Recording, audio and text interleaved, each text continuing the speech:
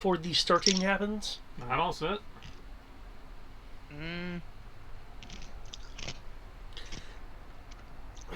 I don't really think so. Okay. As a reminder... Besides a whole bunch of strength rolls and resistance and knowledge hiding in here. I can't remember if I already rolled for it or not. Because it's been buried in your test shenanigans. I should hate that. Nah. Like, I pre-rolled this at the end of the last session because I didn't want to have to do it again. Where the fuck did my roll go?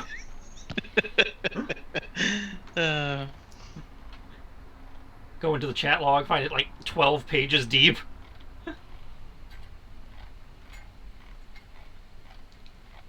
I don't know why it like only shows like one or two things per page either. That part's annoying. Okay. Let me view the entire chat log. Yeah, that's what I'm doing right now. Have fun with that. I'm sure it's in there somewhere. 151 pages. Let's, Whew. And that's just the stuff it remembers. Yes, I rolled a search of 73. I remember this. Okay. I don't know if that's what led us to this, or if it was before that. No, our tour guide led us to this. Yeah, Donan led you guys here. My search is 73 for this. I think that was to find Donan. It was the last thing I was ever rolled. Well, I mean, that could have been the last thing rolled in the session. Or that could have been you rolling to, find out how many fuckers are standing around out here. Yeah, I'm pretty sure it was related to the base. Okay. Because I rolled it at the end of the session. The literal end of the session. So yeah, it was probably him trying to, do a recon to figure out how many people we were dealing with on the outside while the guy was explaining the situation. Okay. For the search, are you just like off in the distance with some macro binoculars, or are you actually moving around the area?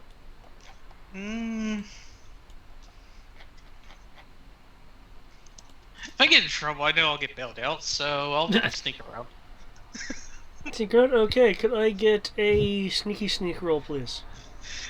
That'll kind of force our hand on when we have to do this mission. So here, you want to sit out the battle for coal, and we'll just come back.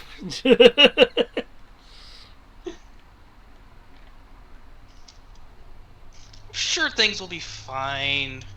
I'm not going to get that close. You can totally run an NPC. Hey, you can play again.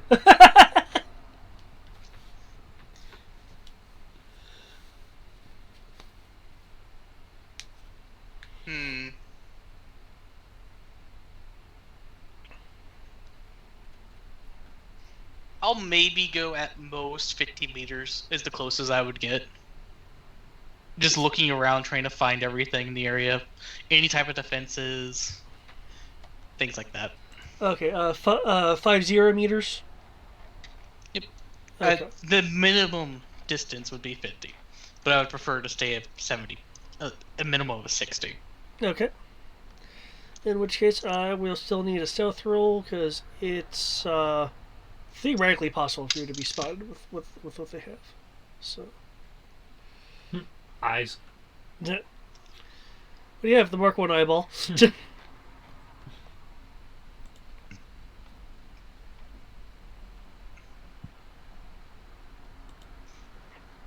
That's right, Tandy gives me a bonus for this, if I recall. She gives many bonuses. Does she? Let's find out. Search?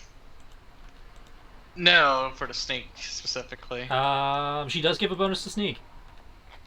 I'm looking at the wrong one. It's not Tandy base, it's the TACCon, if I recall. Yeah. But yeah, she gives a 1d bonus to sneak. Cool. And I'll go ahead and use one of my lovely little die packs. So I'll add that into it.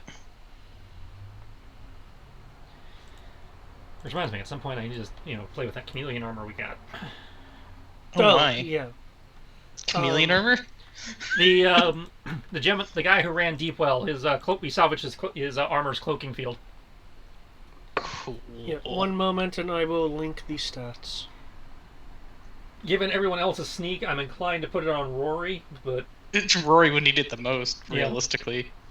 So I can thematically it understand fits that. with Crow's Batman-ness, but in terms of tactically, Rory probably needs it more than all of us. Thematically, it would go well with Mando, just because Batman.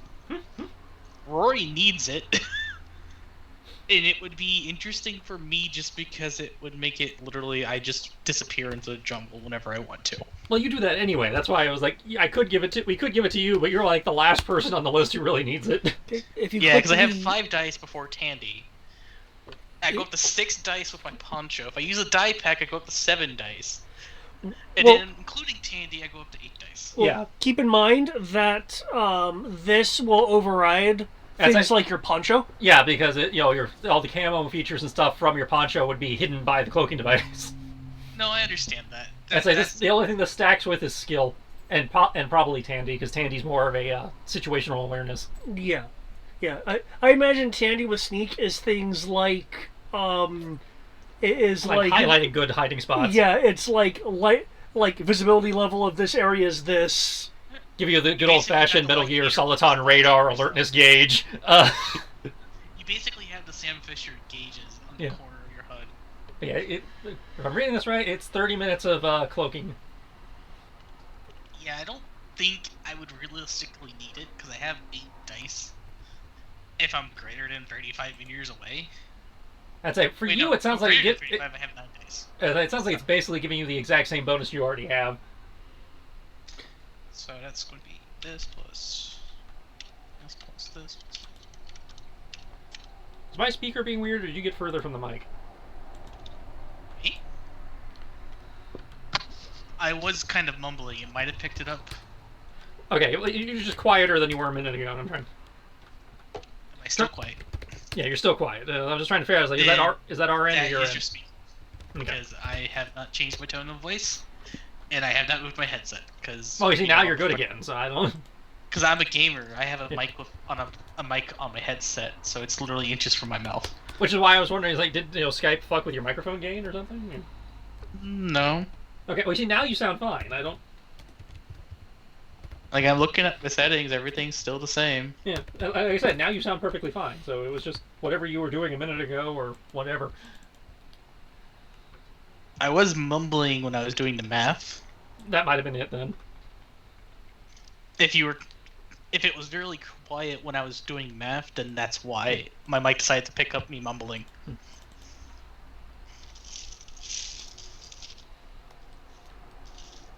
But there you go. The joys of technology fucking with you.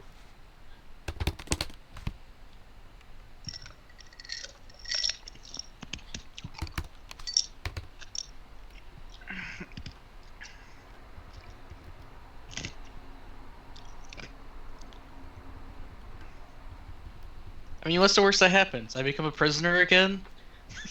At which point, yeah, that means we either have to go in after you, somewhat immediately, or make you sit out the the battle of Cole, and let the NPCs break you out at their leisure. Because part of this recon mission is figuring out, do we want to go after the prison, now-ish, Okay. or do we want to just have it be part of one of the objectives when we're doing the mass battle over the whole island? I keep saying island, knowing it's a subcontinent, but if you look at it on the map without realizing scale, it looks like an island. Yeah, yeah. I seriously have occasionally thought maybe I should rescale the map, but it's like, nah, at this point, it's kind of just become a property that the planet is fucking huge. Yeah, we're just using island as slang. Well, no, it could still be an island in comparison to what is this planet. Well, there's only two It's just land everyone according to else would David's be map, there's only subcontinent. two land masses on this planet. The mainland and us. Let me... That's a fair point. Actually, no, there are a few other things on the far west of the planet. Like there's an archipelago over there. Ooh. So, to normal people, it would be a subcontinent. But to us, It's an island. theoretically argue, it's just an island. I can see now. You guys go to another planet. And we're gonna have to island hop. This is gonna be great. Oh wait, what are those? Those are postage stamps. That's fucking walking distance almost.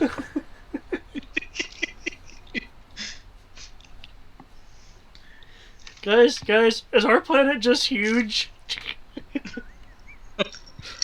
At least it has more than one geographical feature. Very true. Yes, it has tropical forest and ice. That's not true. There's also mountains. Okay. So you're off at a little bit of a distance. Moving around, using your binoculars. Trying to keep from being seen. Well, there are troops that look in your general direction, but being as far away as you are, your general direction is kind of a broad term. From what you can tell, no one is reacting to your activities.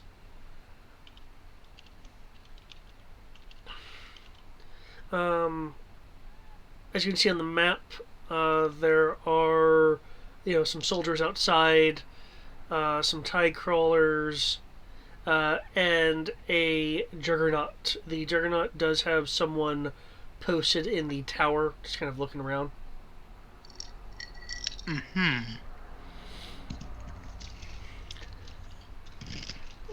How long are you going to be doing this stakeout? Doing this recon? I mean, was I really given a time frame? Because I kind of just start while they led us here. I kind of just went off on my own. I was leaving it to your discretion. Figured he could tell us what he knew while you were wandering around doing your thing.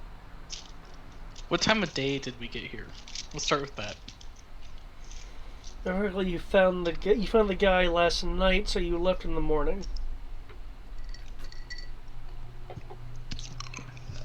Yeah, we left first thing in the morning from his campsite.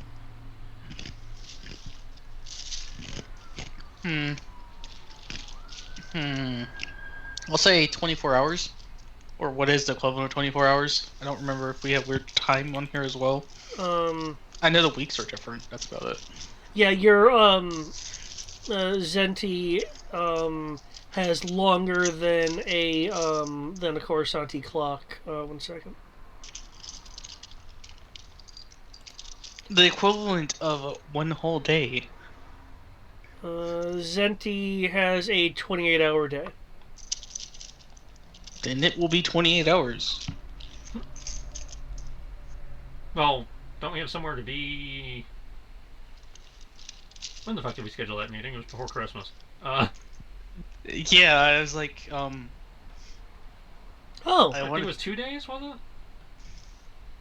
it? I didn't. Yeah, it was 48 hours. Okay, so yeah, we have a day. Well, the equivalent of 48 hours, yeah. yeah.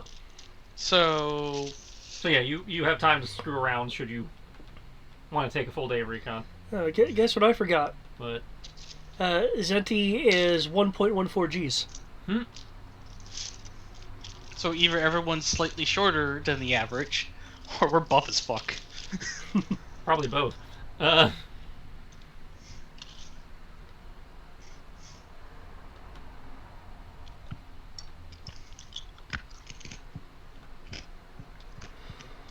Damn, Every time you're 1.8 hot. Gs? Damn. Say what? 1.8 Gs. 1.4. 1.14.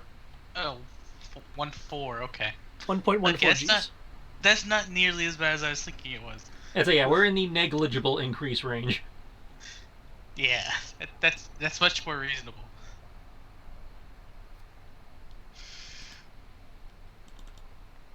For some reason, I heard it as like 1.4 or 1.8 for some reason. Oh, no. If it was something that high, then I would probably have a Zenti stat block to indicate that these people have different attributes for being on a high G world.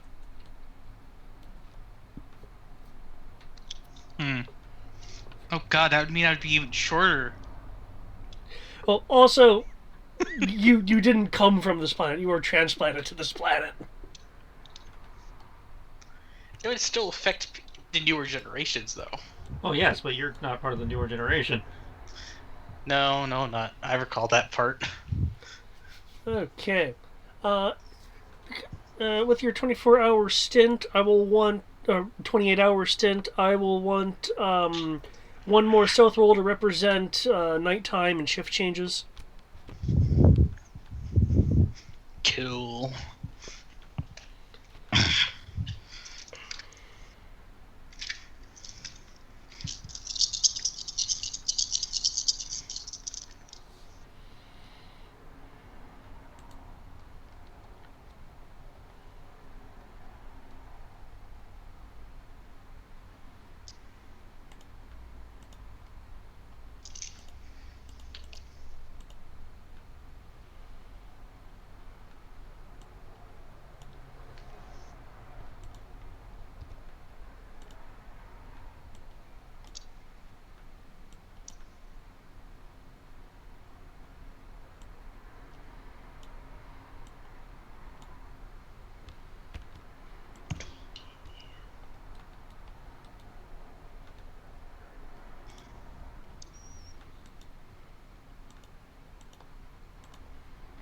There we go.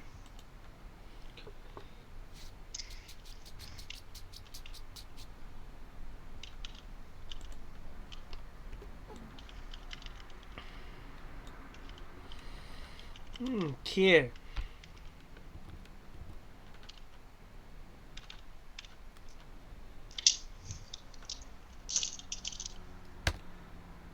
Oh! Well then.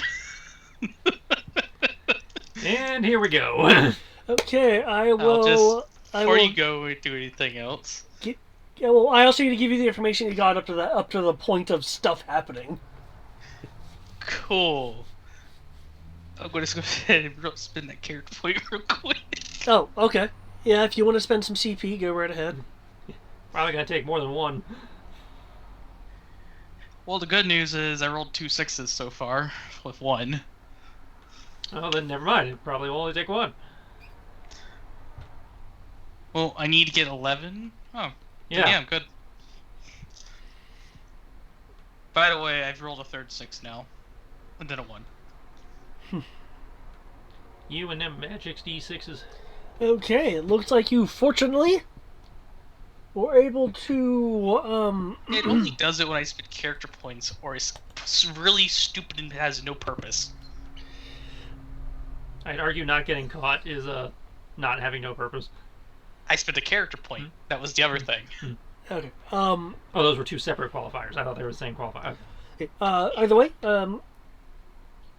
you were able to avoid any kind of reprisal.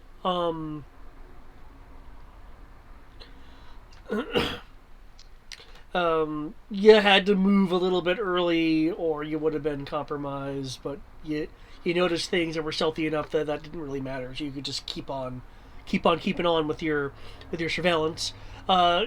Given the amount of time that you are observing the area,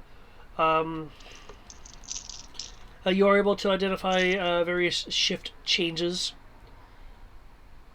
In addition, judging by movement, you will gauge that there are multiple jump troopers in the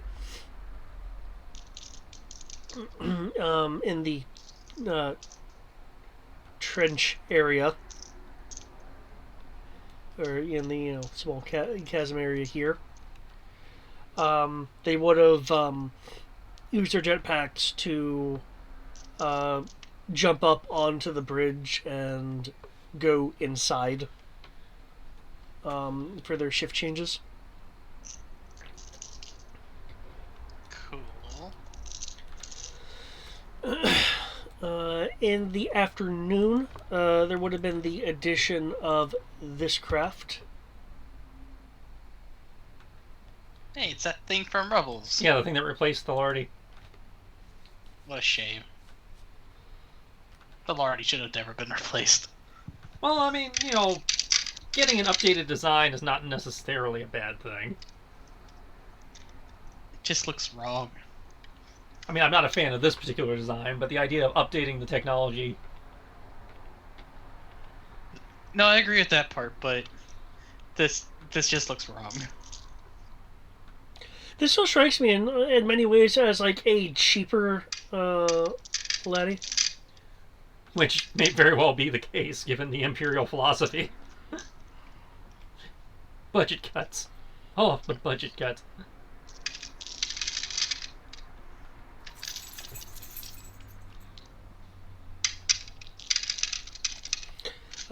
It takes up a circular patrol.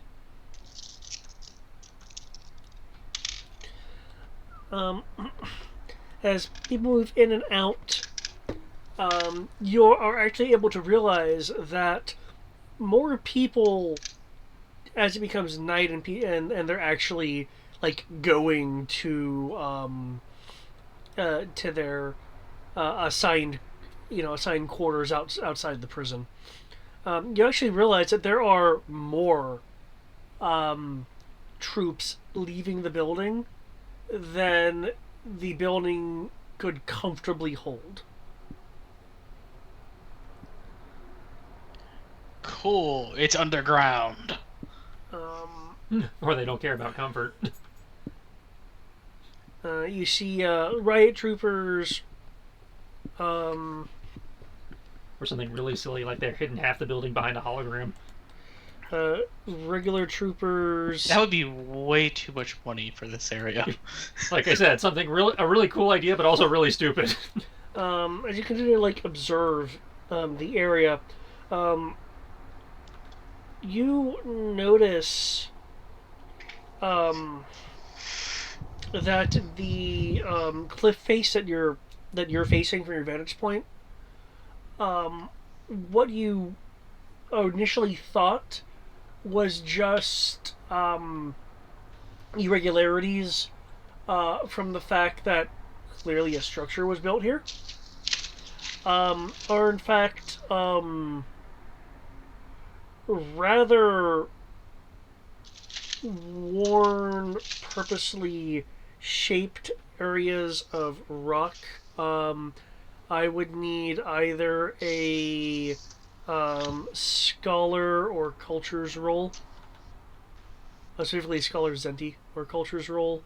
Can I just roll base knowledge? Otherwise, there's no point. Yes, you can. Well, this will be something to throw at Costco later.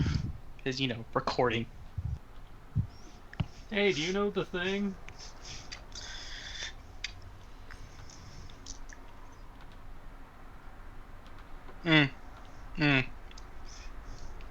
Oh my. I'm just gonna double check, because I'm pretty sure I only have 2 dice in knowledge. Yeah, I only have 2 dice in knowledge. I rolled a 1, 1, and then a 6. So, don't ask. I don't know. You forgot your name.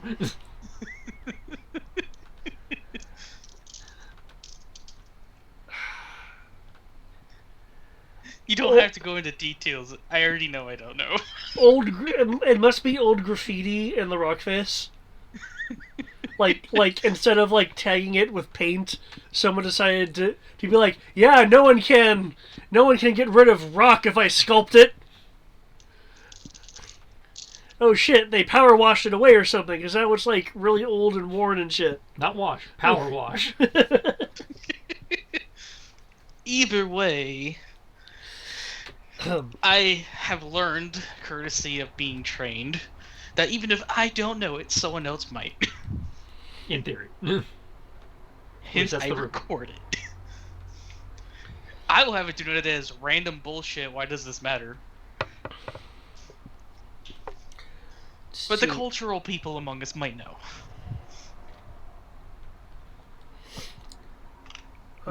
Keep in mind in terms of the jump troopers, the cliff face obviously goes beyond the parameters of the visible map. So there are um, um, 2.5 times more jump troops than are shown on screen, in terms of they can theoretically get to the area in a meaningful amount of time. Because, they have jetpacks. Yeah, yeah. Clearly, their point is twofold: to prevent people from just moving along and to go under the defenses, and to also pop up as reinforcement in case someone decides to do direct siege. But with how this is designed, it promotes the idea that there's only one way in. Cool. Let's see, I mentioned the tie crawlers, which are these. Fucking TIE vehicles. Why do we gotta deal with vehicles? It ain't Starfighter. It shouldn't exist. Hmm?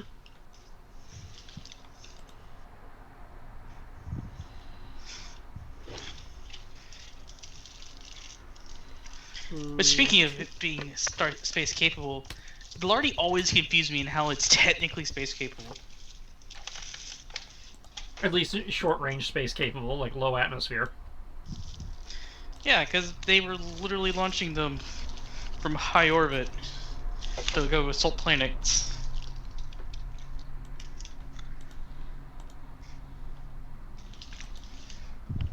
That didn't help. What would be a good contrast against that green? Probably something purple. Something more green.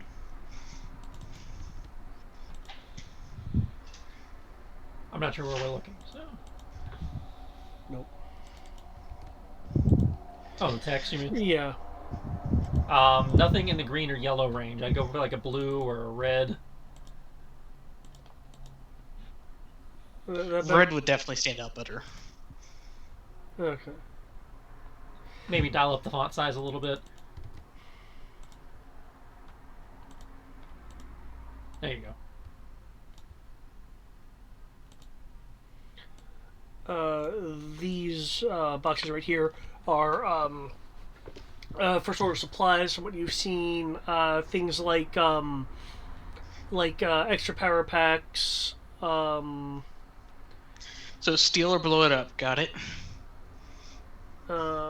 Looks like equipment that could also act as barricades if they're informed of something pending.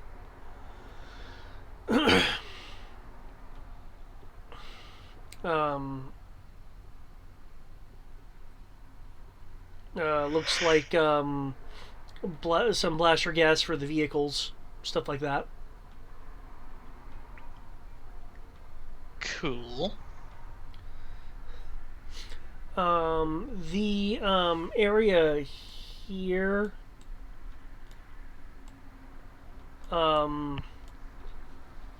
kind of tells you that clearly this area originally wasn't meant to be the lead up to a prison. That's something that came later. As you essentially go from city architecture to a first order architecture in terms of this building here. Though the first order architecture of the building does seem to need to somewhat conform to what it's built on. You also see some signs of clearing that had to have been done around it to support the structure's dimensions. So I want to make sure I understand this correctly. When you say city architecture, are you talking about like old ass city architecture, or the city that's like not even a few miles away? like a Talus City Zenti architecture. In terms of like Cool. its general design of you have this area here, which looks like it was fashioned by the original inhabitants, and then you have this structure, which looks like there was some clearing done on the surface that it was put on to accommodate its dimension and design. Okay. I was just asking to make sure to clarify is that the ancient Zinti stuff, like the tree villages and things we found, or is this just like an extension of what was Talus's infrastructure before the First Order showed up? It looks like this area was being worked on to be an extension of Talus, but clearly that project was never completed. Cool.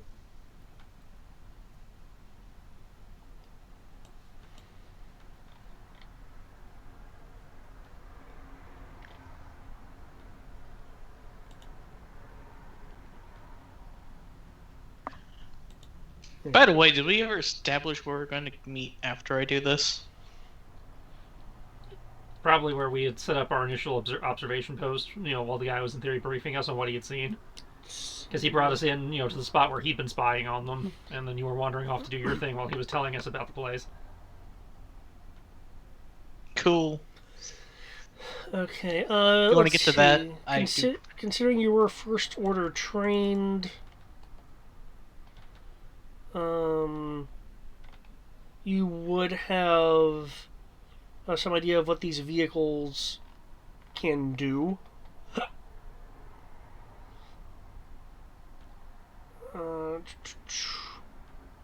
The TIE crawlers are a little bit more obscure, so could I get a knowledge roll to see if you'll know anything about the TIE crawlers?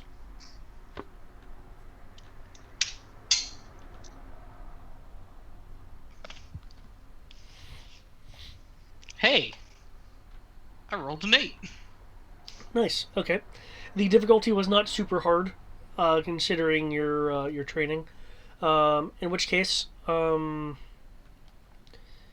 here's what you would know about the Juggernaut.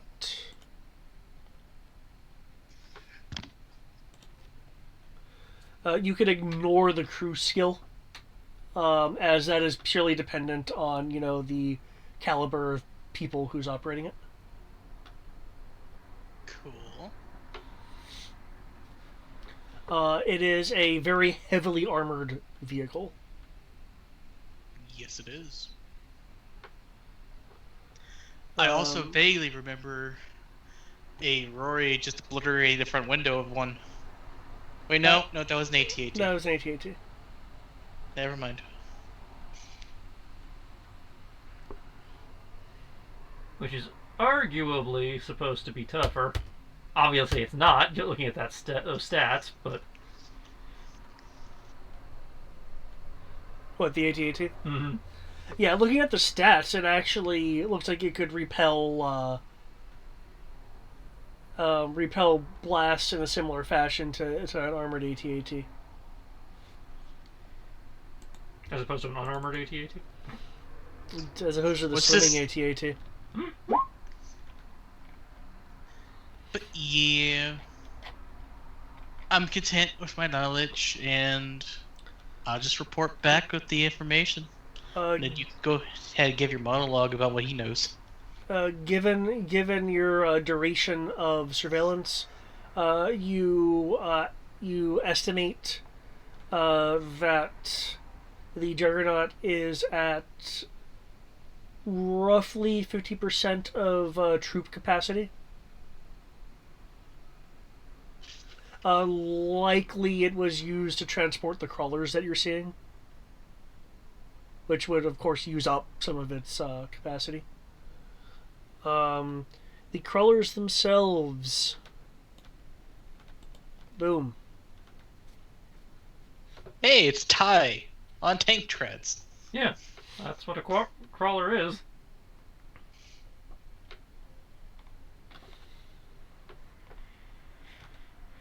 Oh, I think we might have a few actually. Do we? I'm not. I'm not sure. I don't think we do.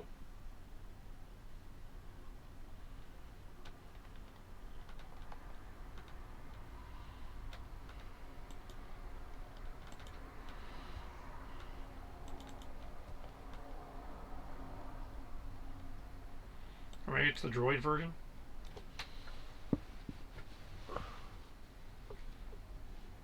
Hmm. Neat. Okay.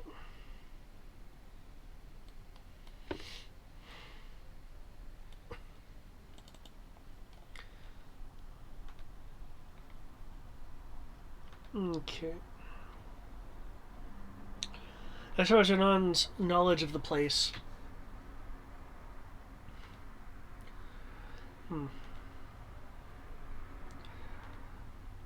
what's he doing for? Oh yeah. While you are doing that, I'm going to step out to take out my trash. Okay. Because I do need to do that. So I shall be right back.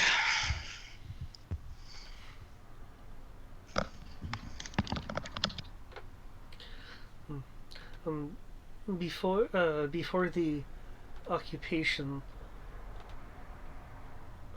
it was my understanding that this uh, area was being um, converted for use by some sort of uh, scientific expedition. Really? Hmm. Yes.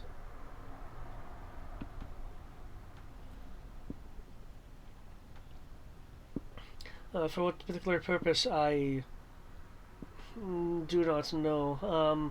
Signs would indicate that um, this would eventually connect to Talus proper. I have always been under the impression that uh, it was uh, some um, curiosity of the Star Shadow Syndicate and um, older native individuals.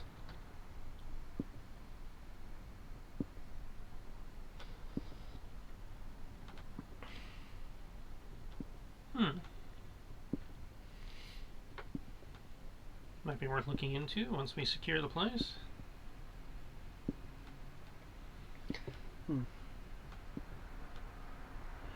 And from my previous observations, um, there are um, external holocameras keeping an eye on the perimeter in addition to um, obviously troops.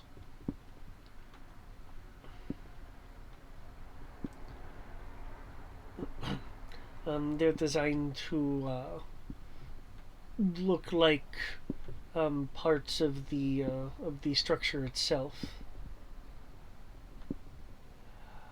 Um, except for supply transports, I have not seen any kind of airspeed or activity.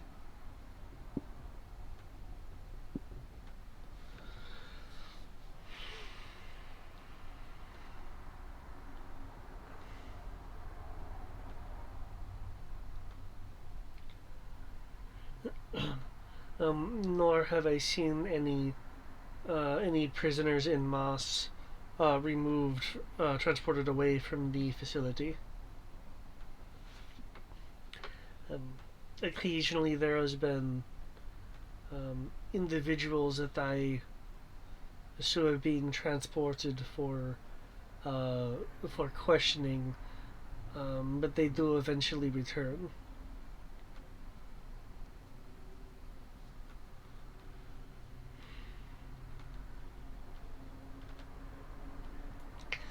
If it wasn't for the relative barrenness of this particular area, I would suggest getting assistance from some of the native wildlife, but given the lack of ability to, for lack of a term, sneak attack, it would just I think that would just merely provide a distraction unless you have some way of visually masking an area. Not that I'm recalling.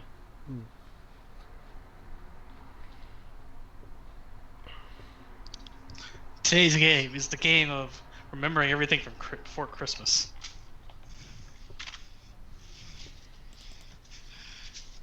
Oh, not just before Christmas. Oh, I know, but it sounded funnier that way.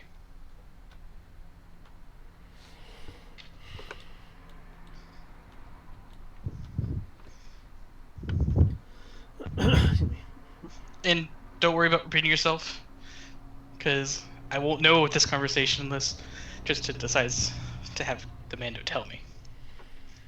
Well, you were planning on coordinating with the locals, so we can. There is a aft entrance to the building. I uh, believe it's more meant as a possible escape route.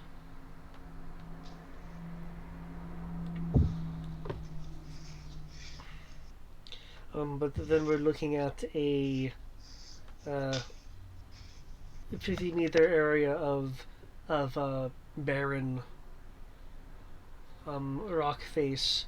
So sneaking up to it wouldn't exactly be feasible.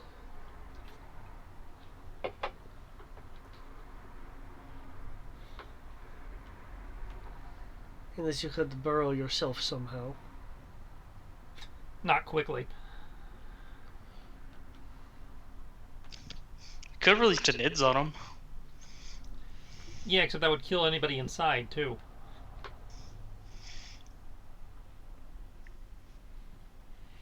We could show up at just the right time to fix that part. What the? There.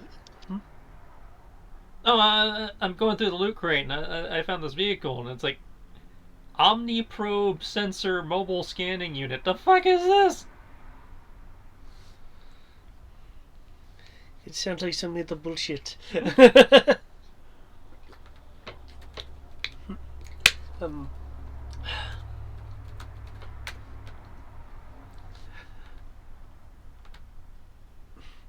I do know where the location of um, what I assume is a auxiliary generator for the um, prison is. Um, there are some.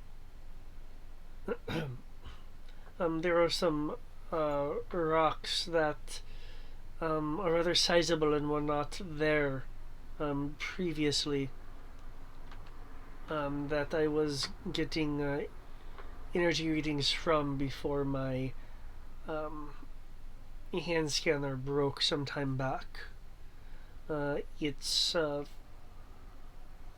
29 meters northwest of the prison building itself.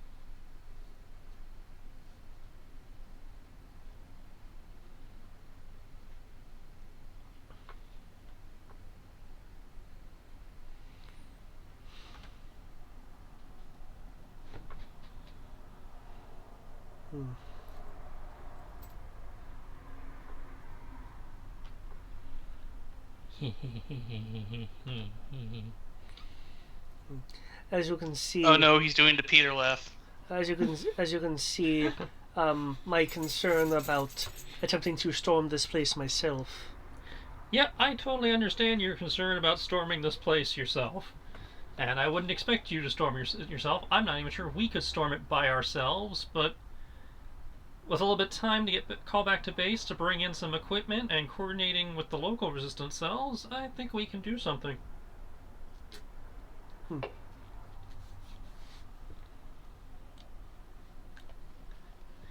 I I had to cheat and go to Wikipedia to find out what the fuck this thing did. Honestly, You mean the thing that's not honestly, I don't we have remember no what it idea does about? either. It does something very rude and sneaky. Ah, It And has what is this sensors that give it bonus to fire control. Okay. An omniprobe sensor is a ground-based sensor that emitted a beam that hugged the ground, using the planet's magnetic gravitational forces to hug the ground, collecting data on targets along rough landscapes and blind spots. Oh. The cannon was fed the Alliance to restore the Republic, used it as a mobile command center and scanning unit. The cannon was fed data acquired by the omniprobe, allowing it to fire at selected targets from long range and around cover.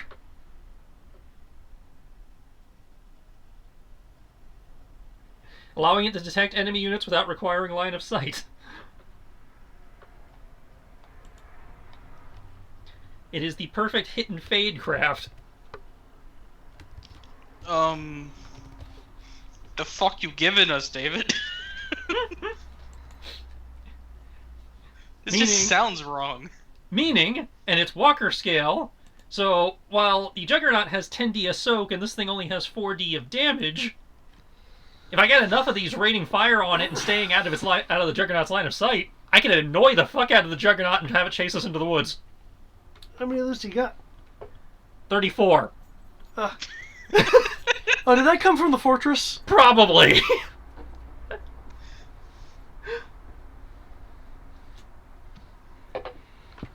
And that doesn't count all the rude shit it can do to the people, on the guys just standing around on the ground, because that's exactly what it's designed to do. Combine that with Tandy, it can feed us positioning data in real time, just as good, if not better, than the Tachikoma's geosensors.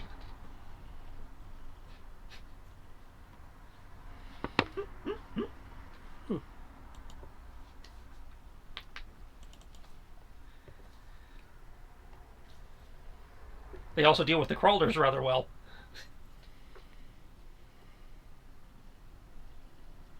Do we have enough vehicle crew to use them, though? It only requires a crew of 6. And we have 34 of them. And technically, that's the maximum crew. It can run on less. Okay. And it uses repulsor lift operation, which seemingly everybody we've recruited knows how to do, because anybody can drive a fucking car, but nobody can fly. Wait, you're telling me even I could do it? That's Yeah. terrifying. The sticky part is it requires vehicle blasters. Something I also can do. So in theory, any of our Banshee pilots or anything could run this thing. Huh. Neat. So yeah, it requires a crew of 6, and then usually up to 5 passengers to run the omniprobes. Which in theory means it can run on a skeleton crew of 2, which means in theory 2 to 3 for the sensors. Neat. And terrifying. But yeah, I have vehicle blasters of 4 dice and repulsor lift operations of 5 dice. Mm-hmm. And it has 1D maneuvering. So that puts me up to 6 dice. That puts me up to a point where it's hard to hit me. And Tandy buffs both. That puts me at 7 dice and 5 dice. 5 dice to shoot, 7 dice to dodge. And assuming the omniprobe is in use, it has a 4D fire control. That's disgusting. We must do it. And since it's Walker scale, it can in theory take on anything we have been shown here on the field. Except for the Juggernaut. The Juggernaut's also Walker scale. It's just incredibly heavily armored. The Juggernaut just happens to have twice its dice of damage and soak, which can be offset via the hit bonus, and if we get enough of them shooting at once, we might get like some kind of volley bonus. Got a question for you. If nothing else, they can draw the Juggernaut away. True. So, random but serious question time. Pizza or lasagna? Depends on how long you want to wait, because the lasagna is going to take a while. The lasagna sounds better, but as Trish said, more time consuming. Unless you're doing a microwave lasagna. Nah, this is one of those single serve ones that like you can't do a microwave. But it's still pre-made. Yeah. Okay. Of those two, pizza's probably better for you, but I have a feeling you have pizza more often, so I say lasagna. No, I actually haven't had pizza since November. Oh, well. Yeah, I've actually been relatively healthy. Well, it just depends on whether you want to be cheap or not. Stuffed. I'll have myself some pizza bread. Because I have some French bread pizzas. Oh, but yeah, we have the means to do amazing things, but... Yeah. Okay. You see, this is kind of why I like. Okay, it's like, oh, you have that. Okay, awesome. It's funny that they're actually give it to us, and we don't realize what it does until we cheat and look it up. You see, the funny part is we have tanks. We have actual legit tanks. This thing is better than our tanks, and it's basically just a glorified satellite vehicle. Do you actually have D6 stats on it? It's a reward crate. Yes, it has D6 stats. Okay. It comes from and you even kept the source. It's from the Ripple Alliance sourcebook, page 107. Okay. It just doesn't tell you what the Omniprobe was. I had to go look up on... Oh, okay. What's the vehicle itself called, then? The Maquis Heavy Tracker. Okay. And so the only thing I did was look up the description of the vehicle, because you didn't give us the description. You just gave us the stat block. Okay. So I saw this thing about Omniprobe sensors. Like, that sounds significant, because they don't normally specify a special sensor unless it means something. But it doesn't tell me in the stat block what it does. Wikipedia, what does it do? It sounds like it should legitimately have scan range. You'd think, but it doesn't. The only thing it does is give it a fire control bonus. It's a fancy way of saying you can shoot around corners. Pretty much. Oh, 4D with Omni. There we go. Yeah, that's what I said. It gives you the... Yeah. Okay, cool. They give it a fire control bonus, which I'm not complaining about. It's just kind of a, that's... That's a weird way of using a sensor. Well, when you read the description of the vehicle and how they use the sensor, it's like, okay, that's one of the many features they can do with it. The fact that it can give you real-time positioning data, which land forces don't normally get as easily.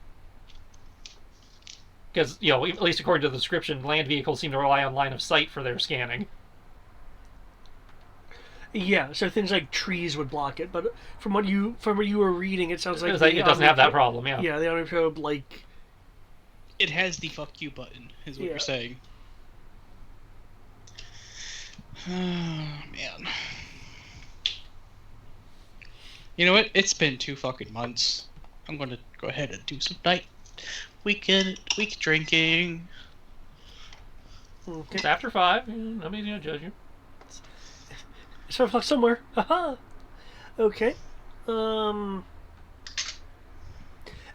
either of you have any particular questions for either, in your case, Dimitri, the surveillance, and things I could maybe answer, or you may be wondering about just due to your high roll, or in your case, Crow, since you have access to Danan, if you have any particular questions for him. Nothing is coming to mind currently.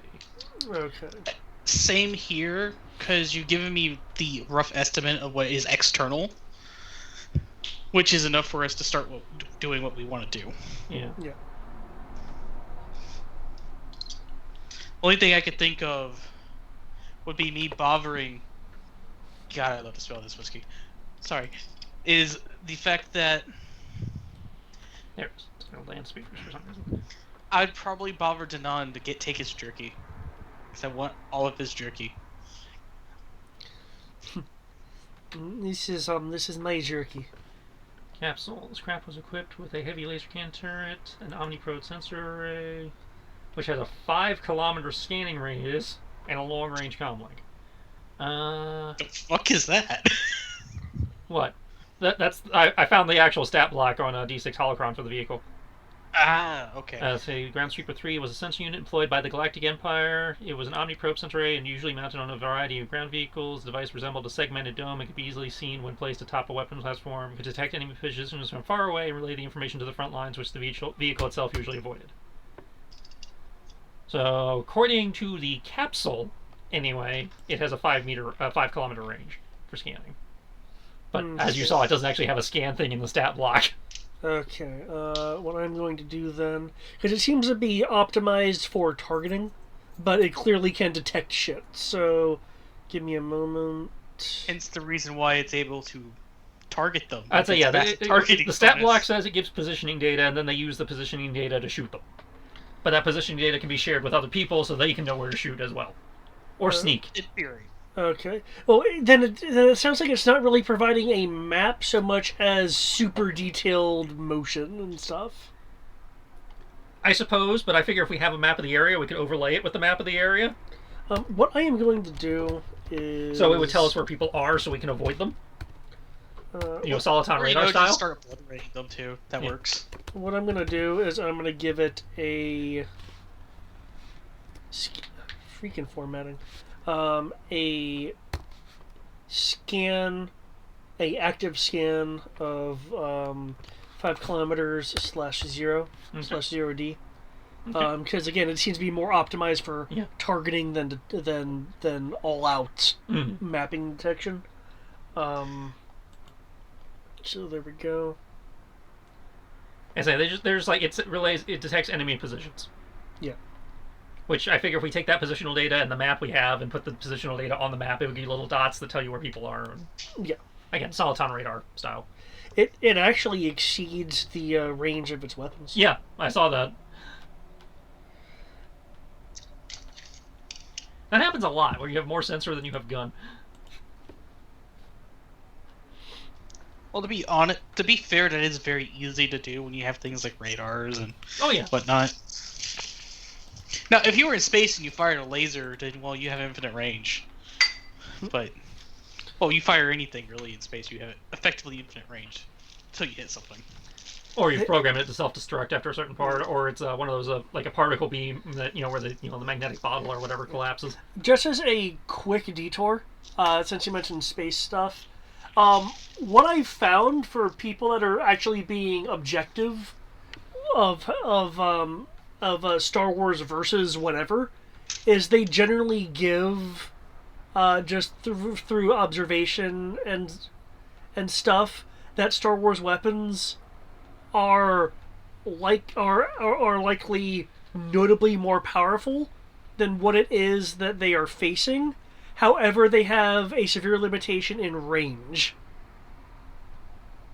Have we gotten any information yet, or can he tell us an idea of how many detainees we might be dealing with, or are we going to have to ask the locals about that? Good question. Because if we're trying to arrange the lift capacity, obviously we need to know how many butts we're trying to lift. From what I've been able to observe clearly, they seem to be able to store more people than the dimensions would suggest.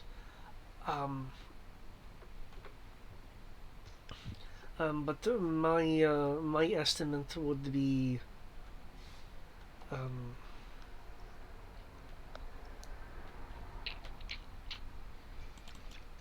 actually, I believe I actually had that listed. 1 second. I mean, it's First Order, so probably underground. Well, yeah, that's obviously the assumption, but again, we need to know how much lift capacity we need here. I mean, they could also just be executing them endlessly, so they don't have a storage issue because they just cremate them or something. Well, then we'd see signs of an incinerator or a mass grave somewhere, which, as far as I know, we haven't seen. I would think if there was one of those nearby, you would have seen it in your scouting. Very true. And hmm, they're roughly um 900 or 1,000 thereabouts. Okay.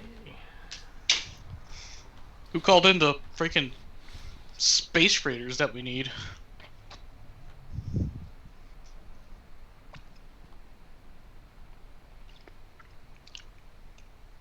Because damn.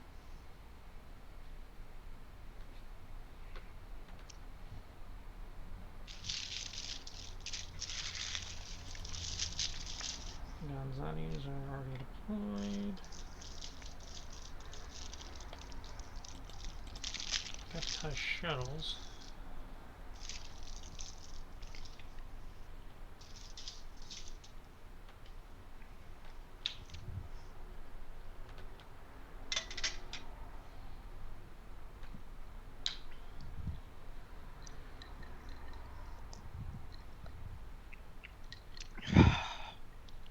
It's been so long since I've had whiskey.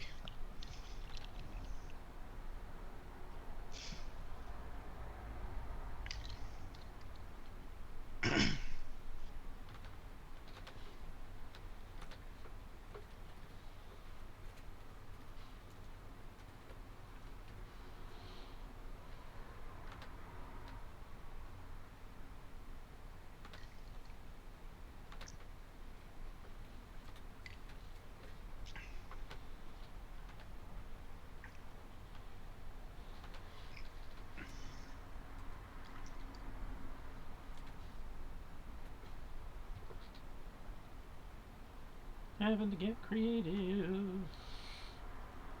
Okay.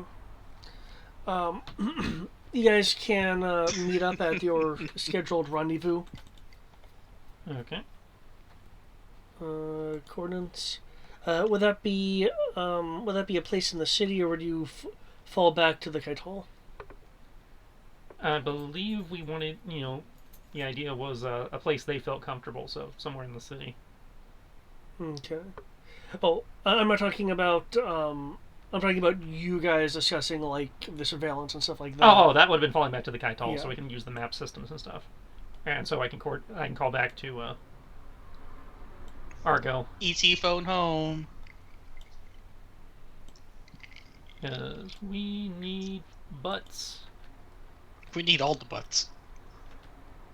Yes.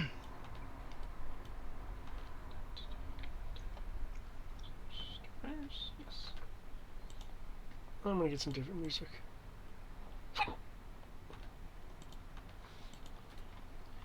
See, the Epsilon can still move people.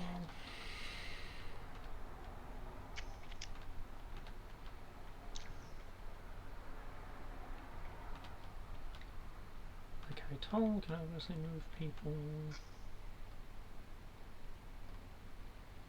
No, not a lot of people there. Oh, no, more if we count them as cargo.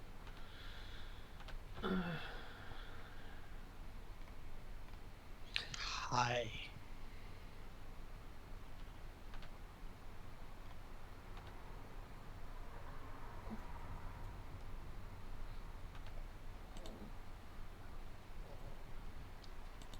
Oh wow, actually, I forgot Mickey was here.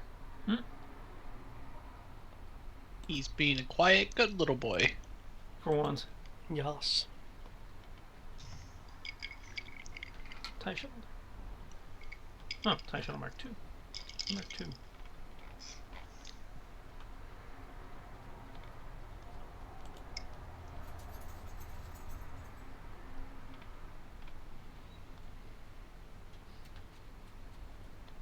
Okay, so yeah, pretty sure the version we have doesn't have hyperdrive. Alright.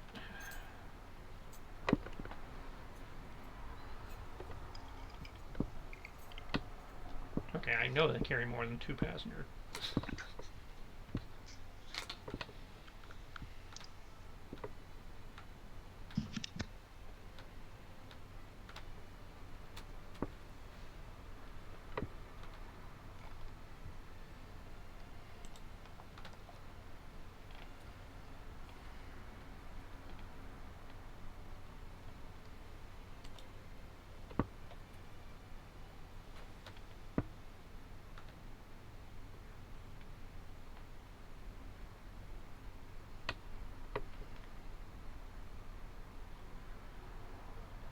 Okay, yeah, that makes more sense.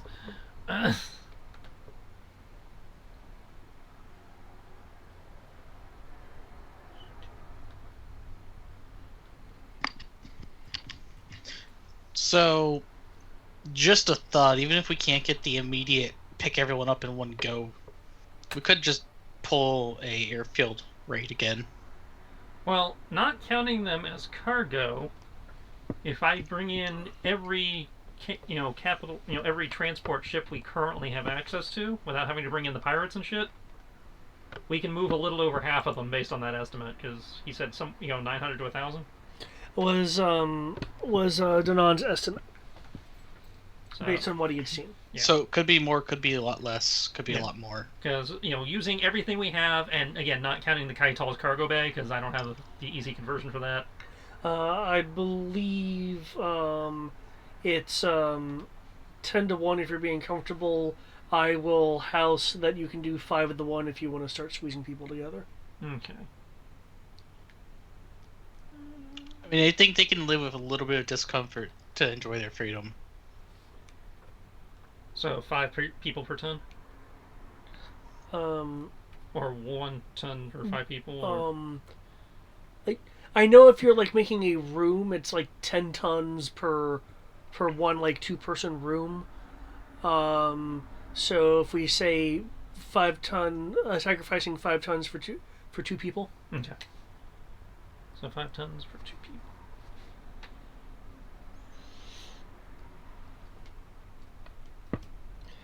Danon, well, I was provided you brought him back to the Kaital.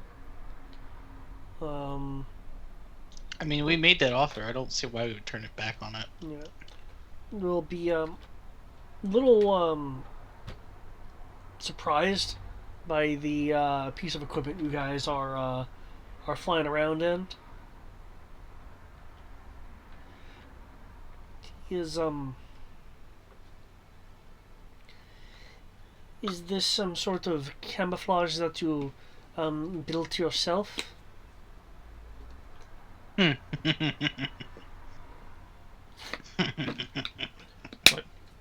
Oh, you mean what's hiding the ship? Yeah. No, the vessel itself. It looks it looks first order, but clearly you are not aligned with them. It was until we liberated it. Ah. Cargo capacity 1 ton, so yeah, that's not working.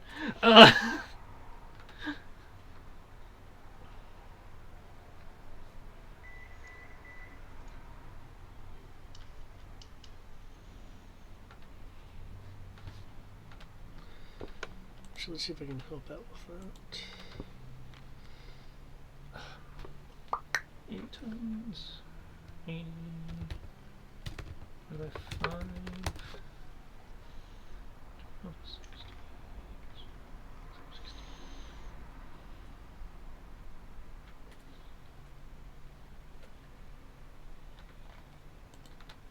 I think counting them as cargo are good.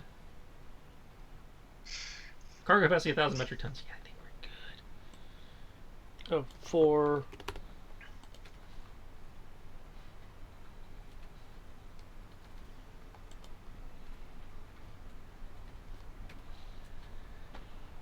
Plenty of uncomfortable people. Yeah, assuming Getting they don't really care about, well known with each other. Assuming they don't care about comfort, we can move a little over 1,100 people. okay, and is that using like all of your shuttles and everything? That is using everything but the Gonzadis that are currently on loan to the pirates. Okay. So that is, our that is our atmospheric assault lander. That is the 4 Muth shuttles. That is the 26 Korosugamoto security troop transports. That's the TIE shuttles, and the Kaital, and the Epsilon shuttle that is basically just a glorified cargo vessel at this point because we took all the good stuff off it. Okay. That reminds me. During the time skip, there would have been a equipment drop of your share from the pirates. Yeah, you mentioned that. Yeah, I wasn't gonna post that right in the beginning because there was some recon and stuff going on. Okay. I can post it now if you feel that information will help you in what's going on. Can't hurt.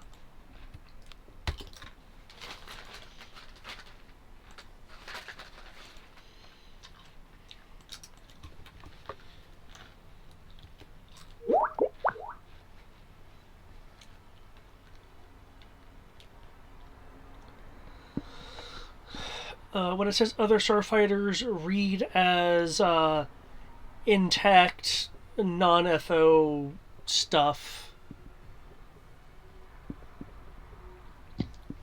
Starfighter parts, walker parts, and other starfighter. Yeah, so like not of Imperial First Order design. Do I need to keep them separate, or can I just list them as starfighters? You know, just total them as starfighter parts. Well, the other starfighters aren't parts; they're intact fighters. Oh, so 117,000 credits worth of intact starfighters yeah, that I get to go through and pick. yeah. Sweet. They can't be essentially they can't be Sinar, but they could be because they're not FO make. So you're looking at like you could do Sora sub, you could do Incom, you could Anybody who's not, yeah the guys who make TIE fighters. yeah, and not X-wings. I just say that because Imperials wouldn't be asking for X-wings, So the other brands, Except for maybe the drones. Yeah, except for the drones. Which I don't know if they count towards that, other starfighter or not. No, it's fine. I think I would count them as Imperial because they are Okay. they're kind of in their wheelhouse of their training drones. Works for me. And 113,000 credits worth of walker parts or actual walkers? Actual walkers. Oh, shit. I guess we told the pirates to go be busy, and then they got really busy. They got real good, yeah.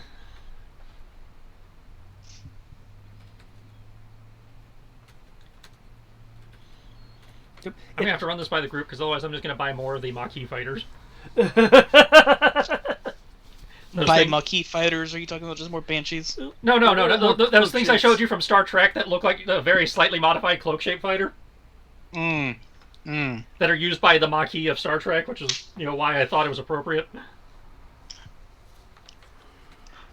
I'd say wait. Ask the rest of the group for making that decision. Right, that's why I said. It's like, I need to hold off and not do that. Although I'm not against it inherent. I say, because for our needs, the cloak-shaped fighter is a very good fighter. Because we don't need long-range capacity and all that shit. But yeah, I'm totally going to hold off on actually spending that until I can run it by everyone else. Okay. The X number of parts of walker, the X number of walkers, we're not using them here, but that'll be useful for the next leg of this where we actually make our move. Now that we've got all our fucking, maybe I can actually get some more battle mechs so we actually have, complete units. Because we have, a shit ton of Rakshasa and then, clusterfucked units after that. I mean, I would like some locusts or these. And so right now we have Rakshasas, vultures, and crabs. Oh, and some locusts. We have the locusts. Oh wait, there is one other one. With the new walkers we got from Deepwell. The archers. I need to look at the art and see if I can adapt that into an archer, but yeah, in theory. I mean, it's just about an archer to be overall, the way they designed it. I'll take your word on that. Right now I don't have the Deepwell updates on the loot crate, so... Because I don't think David's posted them yet. Yep, no rush.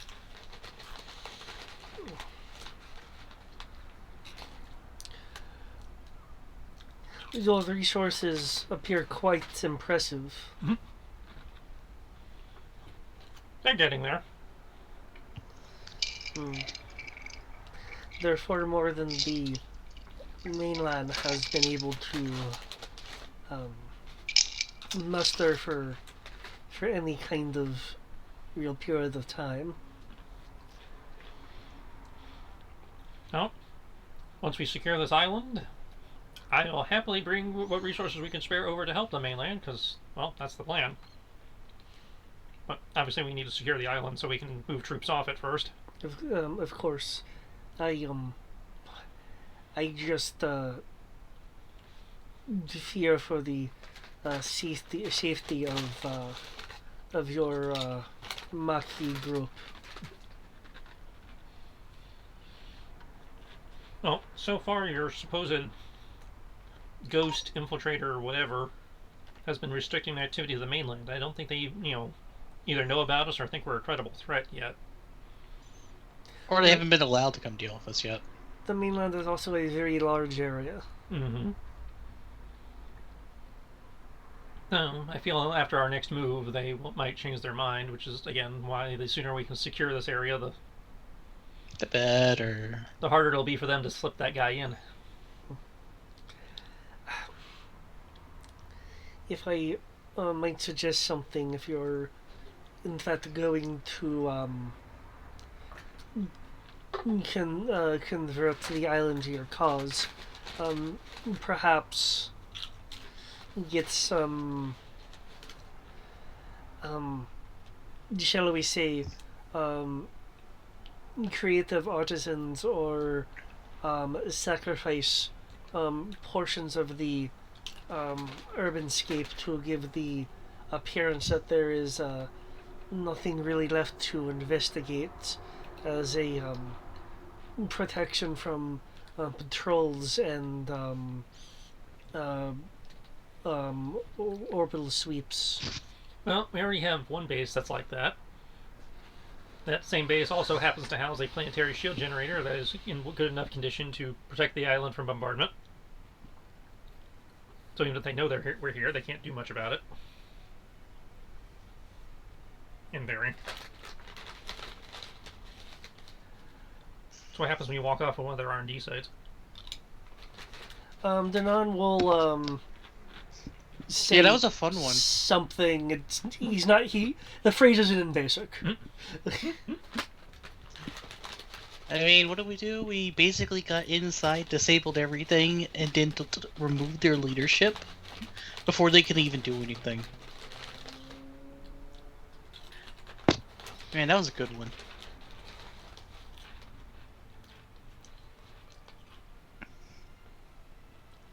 Oh, and then we made everyone think we blew it the hell up. That's the best part. Hmm.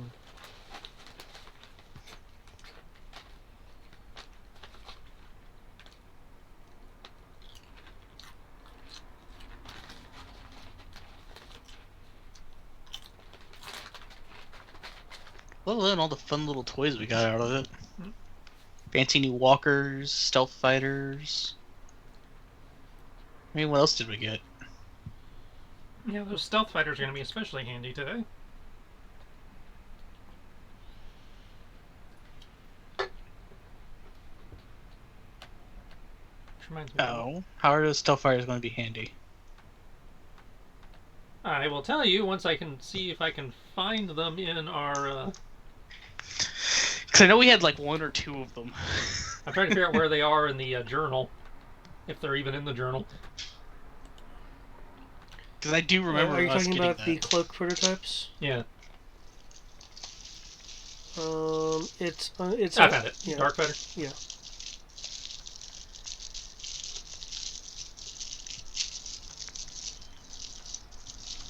Doing the tie you have tie wise. Optional CSO. Oh, there in some places are also known as RIOs. They sit in the back seat and depending on their role, They're weapons officers. they man One-person pilots, weapons one-person. or track sensors depending on their roles. Yeah. Okay, so it's going to require some very slight modification, but I can make this work. It can be piloted without a CSO. Yeah. I was hoping it had launch capacity, but I can give it I can give it body hard points. You trying to shoot one of us at it? No, I was going to have one or two fly over and drop some of these mag pulse warheads on the prison to reduce their odds of calling for help, and possibly fuck with their cameras enough that we could get a team inside. Fun. While at the same time we're shooting them with the radar trucks, because they don't call them a tank. I'm not going to call it a tank, but it's a tank. Okay. It's a tank with a really big Was gun. it ever stated the distance of the prison from the city? I don't believe so. No. Okay. I remember it was for the implication was based on the landscape and everything that was further than I gave it credit for, but Okay.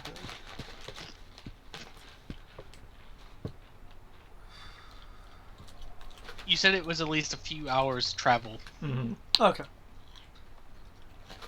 using the kite hall. So going really, really fast.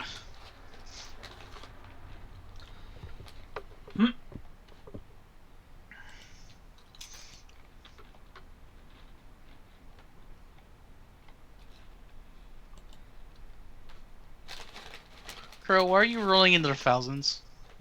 that was me trying to calculate passenger capacity. Ah.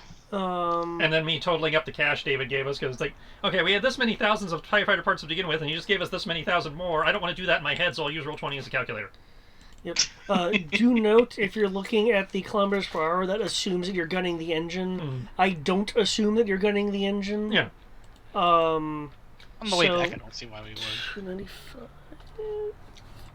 We'll have time. I'm expecting this all to take a couple days to come together. What? Okay. I was confused for a minute. I saw Tread in here, and I was like, what the fuck is... Where'd they get Zorntech?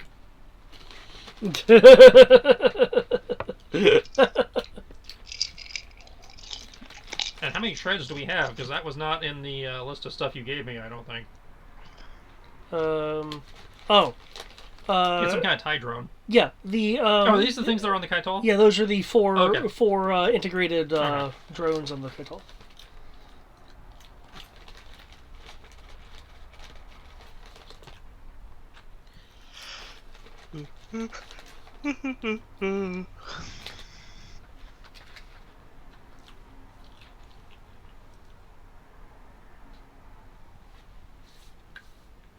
Okay.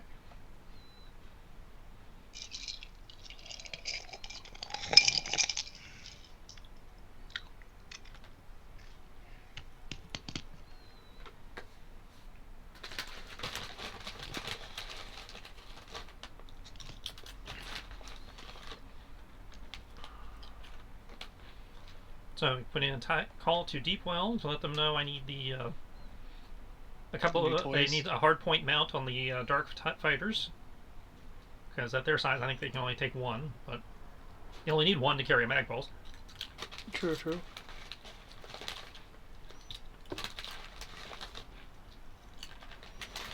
You only need one to ruin someone's day.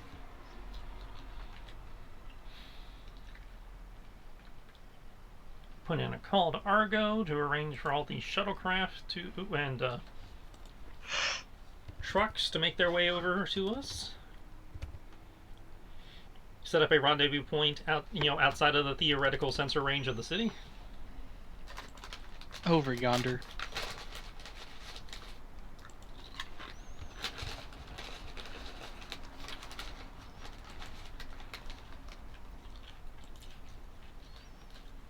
And bring the crates of guns just in case the rebels don't have good enough guns.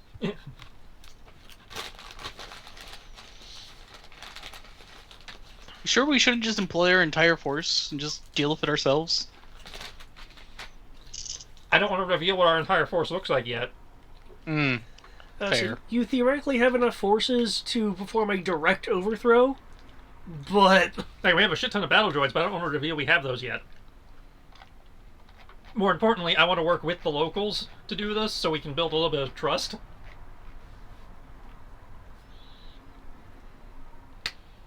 I understand.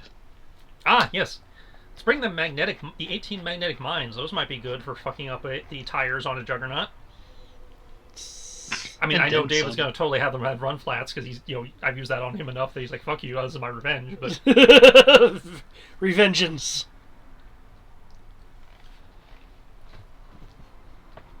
if Greg shows up, maybe he can get a little bit more kick out of these magnetic mines. But if not,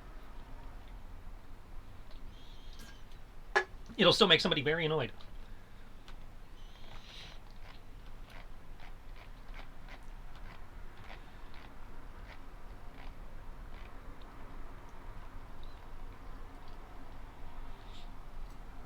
Okay. Something resembling a plan is coming together. What is this heresy you speak of? That's called a plan. As I said, it's resembling. It's more of an idea. Plans have stages and layers. This is just kind of like things that are happening at the same time that, give us a chance to make David annoyed.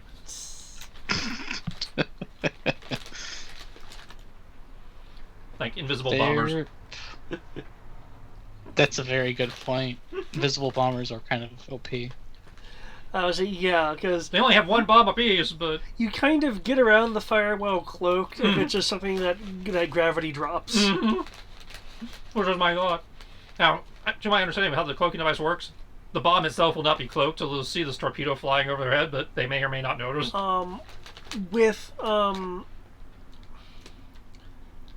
say it is a hard point. I was saying, unless we have enough of the material they use to make a box that goes around the hard point that can cloak, and then they just open the bottom of the box and the missile falls out. That's right, because there are no ordnance bays. Mm-hmm. So yeah.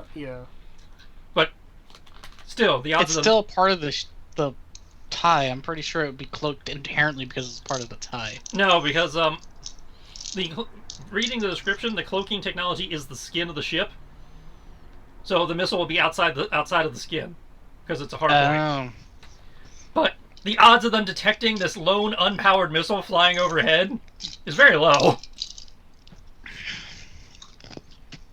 Especially considering the size of a Star Wars missile seems to be about as long as a baseball bat. And most of that's the drive section. The actual warhead seems to be about the size of your fist based on some of the tech books. That's right. It's using the USM technology. The advanced stealth material is the hull itself. The USM does have a little bit of a range. Okay, so in theory would cover the hard point, or at least cover most of it. It's a tight field. You can't cloak a sizable force. But with something it, like a missile duct tape to the bottom would probably be at least mostly hidden. Yeah, it's a more advanced version of what the Kaital is using. Awesome. Then yes, invisible bombers. Invisible bombers. And they don't need fire control or anything. They just need to drop it in the general area. Yeah, its duration is far superior to what the Kaital is using. Well, maybe with the the R&D notes and schematics and everything, maybe we can coax a little bit more time out of the Kaitals via updates. Well, I mean, since you have Deepwell, you have their design specs. That's what I mean. All you need is the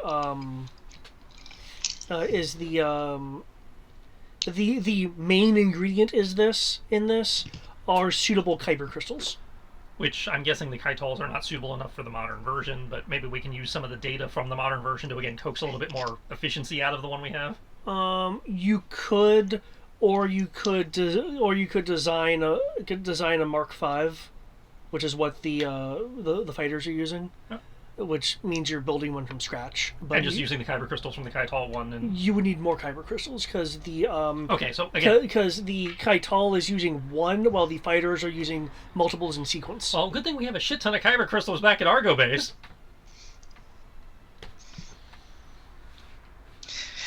Yeah. I don't know if Argo has enough supply to cloak our entire navy, but I'm gonna cloak my damn car. I'll say the issue though is expensive parts. Yeah. But yeah, that's a different thing. Okay. Figure out how to turn make my car look like a dumpster when it's parked, so nobody fucks with it. Because I'm Batman. But wait, don't you have the ATTG? Yeah, but I can't park I can park the Mandomobile in there, but that means I have to bring two cars, and one car is just there to hide the other car. Okay. And I haven't had the time to get the remote caller system yet, so... It sounds like you're going to at least take a couple of hours to kind of formulate possible actions to take. Yeah, it's like, formulate what resources I need, what actions to take, putting out calls to the various bases to get an idea of how long it will take them to do what I need them to do and get to the rendezvous point so I can plan around that. I'm expecting this is probably going to take a few days between the modifications and travel time.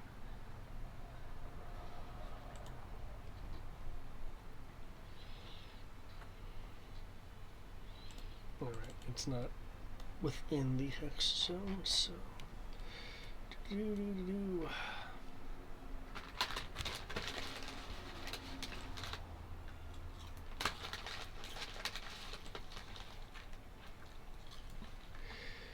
2,757 kilometers.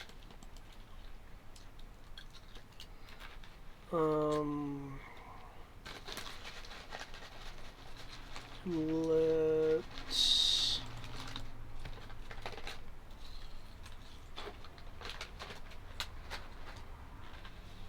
Where are your shuttles? Where are your shuttles hiding?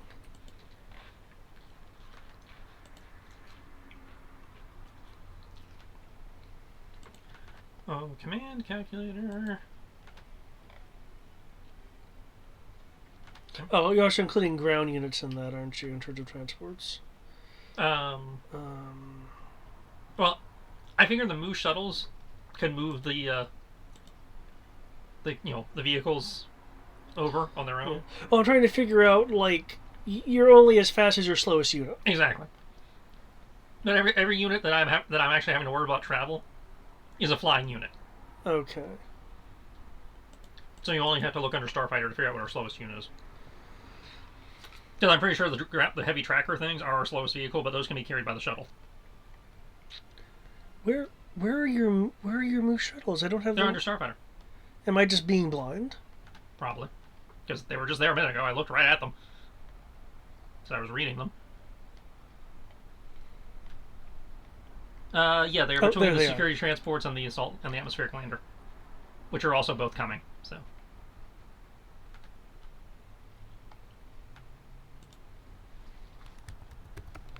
Are you going to instruct them to get here as quickly as possible? As quickly as possible without compromising stealth. Okay. In which case, because I don't want them to get people to get alerted because all these things come zooming in and it's like, what the fuck? There, command calculator version 2. Stupid version 2 with its corrected macros. Oh no, corrected math. Okay, because that explained a whole lot. Making everything more expensive.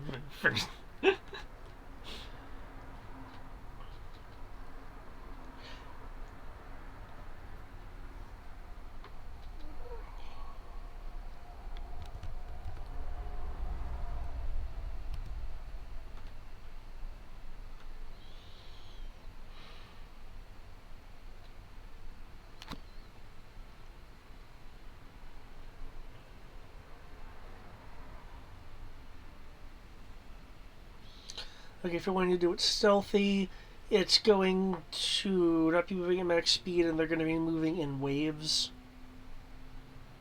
With some cooldown periods in between. So.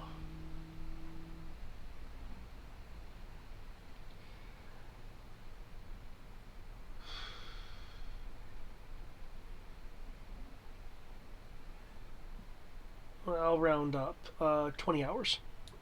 Take them 20 hours to get everybody here? Awesome. And how long for the hard point? That's rather simple, so that's going to be less than an hour of work. Okay, so in theory, everybody should be here within a day. Yeah. And let's see, you took a full day for recon, so... But I didn't call them until after we'd done the recon. Right. So yeah, 20 hours, and that would actually have them arriving, I believe, 4-ish hours before your meeting time. Mm-hmm. Cool.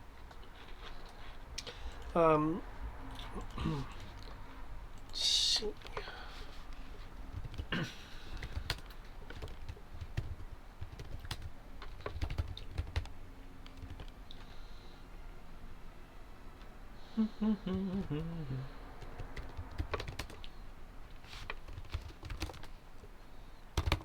Here I come to wreck your day.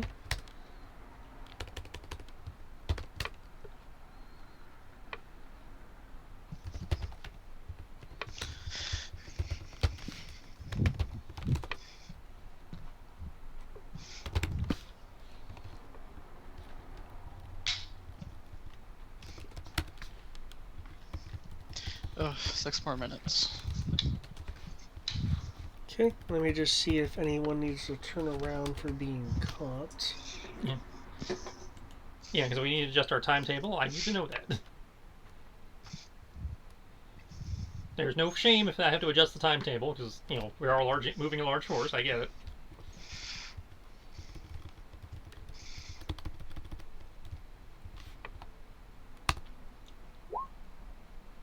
Oh! We've gotten very good at this. Well then. I mean, we've only done it, what, twice now? Where we had to move everyone to do something and do it quickly without being noticed. It was the airfield and now Deepwell, and now the prison. Yeah, but this is the largest force we've ever moved at one time. Yeah. That's really the downside in terms of the occupation forces. Zenti is so large, it is a little bit difficult to keep track of every bit of air. Unless you're doing, like, dedicated things. Like, the mainland is probably technically more secure in that way. Well, until we make our move, that's their problem. Once we control the island, that obviously becomes our problem, but... But that's when we just set up satellites. That's tomorrow's Maquis problem. So, Dimitri's just going to be lurking in the gym or his cabin on the Kaital until he's needed. No, wait, we have that meeting, don't we? Yeah, but that's, we will be time skipping to that meeting, because that meeting is still, again, about a day off. I know we're time skipping to that meeting, but we're also technically time skipping for this. Well, yes, but the time skipping for this, our crew will arrive before the meeting. No way, even after a day of recon? It takes 20 hours. Well, we had 2 days till the meeting. We took 1 day of recon, and it'll take our forces 20 hours to arrive, which gives us 8 hours till the meeting.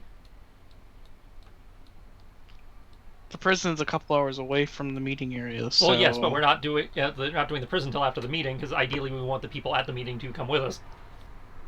But now we can say, we have these forces in place and are ready to make a move, but we want you to help us.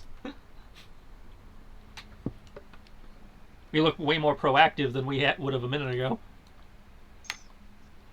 Then yeah, we could just go ahead and get to the meeting now that we've done all the paperwork. Yep. But yeah, during this whole time frame, Dimitri's just lurking.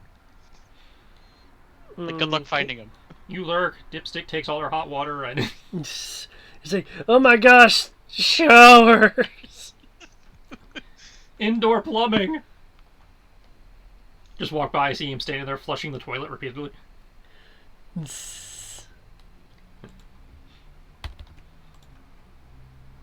Hey now, that's a waste of water that goes straight to the black tank, you asshole. But we have to empty every once in a while.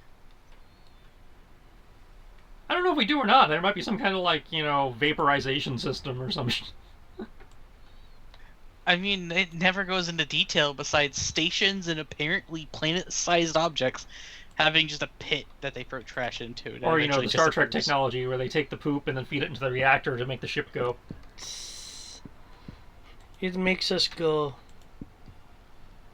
Because you have to mix matter and antimatter to make the ship go. They didn't say where the matter had to come from. Just had to be matter. So all the poop goes straight into the reactor. Or into the replicators to make new boots. But they don't need to know that. No, they know that. They just don't care. Because you're breaking it down to the molecular level and putting it back together as something else. It doesn't matter it used to be poop. I feel like I would care just a tiny bit. It's like, okay, this is cool. I understand what you're doing. But really? Poop? I'm wearing someone's fucking poop. Damn, is it comfortable, though. Maybe even wearing your own poop. No. Not my own poop. Yeah, I like it better than the chief engineer's explanation of where the poop went. He made that joke before J.K. Rowling. It's It's like, we don't. There's a reason. There, the official deck plans of the Enterprise didn't have toilets. It's because we had phasers. You do your business in the hallway and then vaporize it.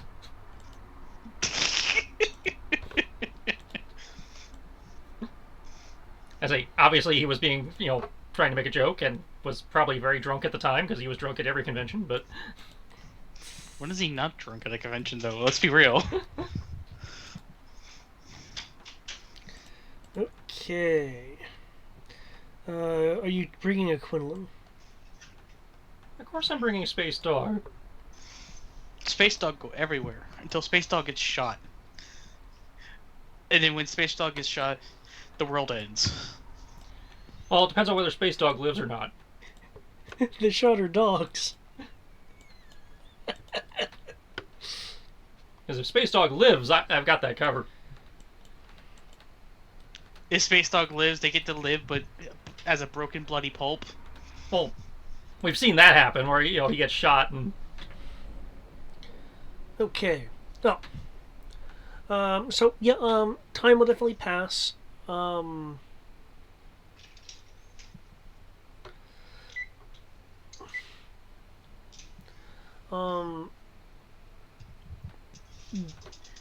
that 20 hours, Donan will leave to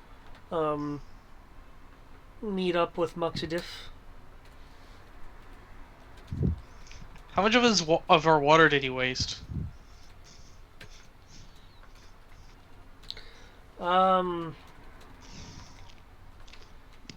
3 hours worth.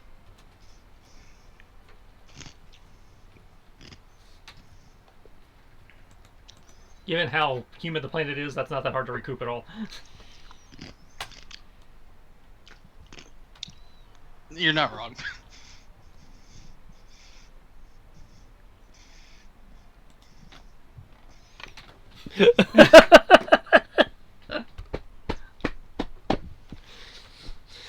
Arf, bitches.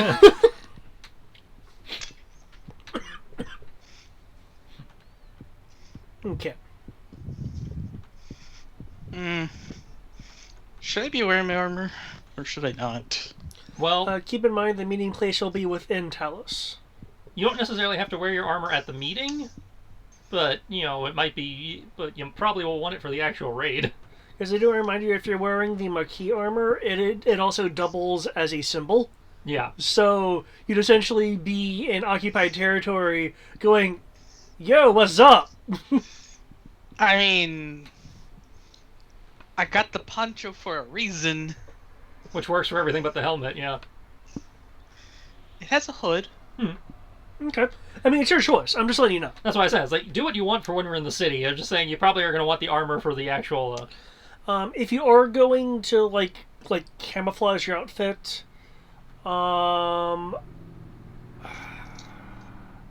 not quite hiding an object. Make it a skies roll, which falls under con.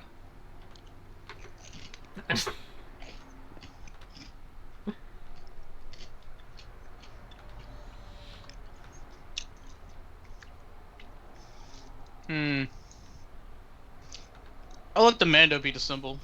I'll just wear normal clothes. I'm still wearing my poncho. I'll just wear normal clothes in like a load-bearing system. No, I believe you got 1D bonus last time for throwing the poncho over, the armor. Yeah, if you were, like, stealthing. Mm-hmm. Yeah, I was giving you a 1D trope bonus.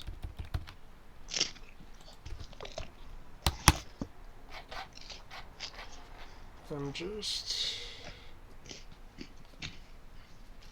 Oh, dice roll. I gotta not wear the armor all the time. I like having a little bit more freedom in my motion. It doesn't impede your motion. It's tight in certain areas. Not tight enough to be a problem because it doesn't give you a dex penalty. He's RPing it, man. That's what I'm saying. It's like I'm not disputing that it might be tight in certain places. I'm just going. I carefully engineered it because each one is custom fit to its wearer. So if it's tight, I need to know because that's true. That reflects on my craftsmanship because it's custom fit to your ass. No, it fits perfectly. It's just tight in certain areas because it's designed to protect those areas.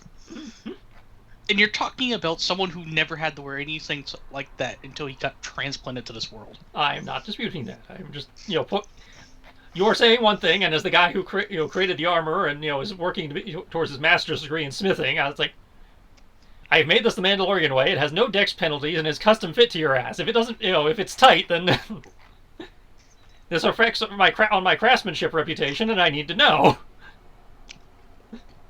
Unless you're just being a baby about it, which it sounds like you are. Yes, he's being a whiny baby about it. He likes to not wear anything every once in a while. Like, it's not that it's tight, you just don't like wearing clothes. There's a difference.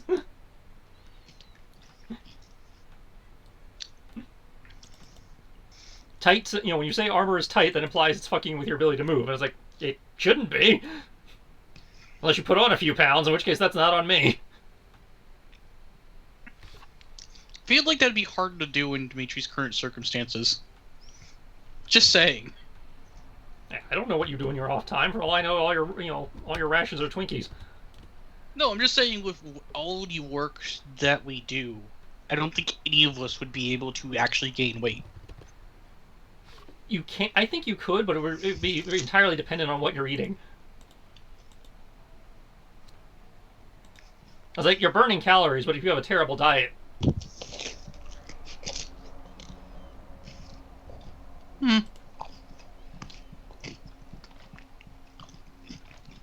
Because again, if you're living on like nothing but Twinkies and Oreos, your caloric intake is probably still going to be higher than what you're burning, even with what you do. Yeah, it's definitely not that.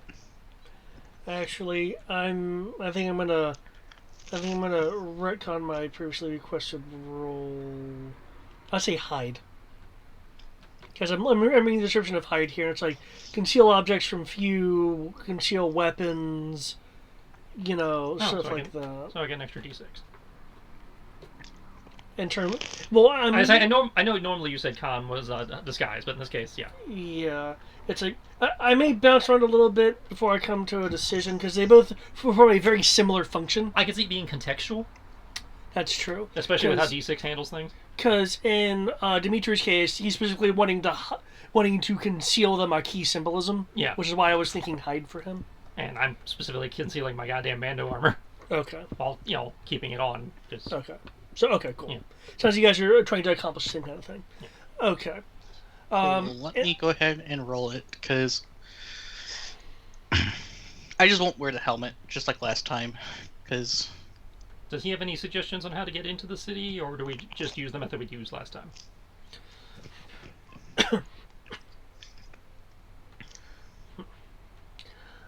There is a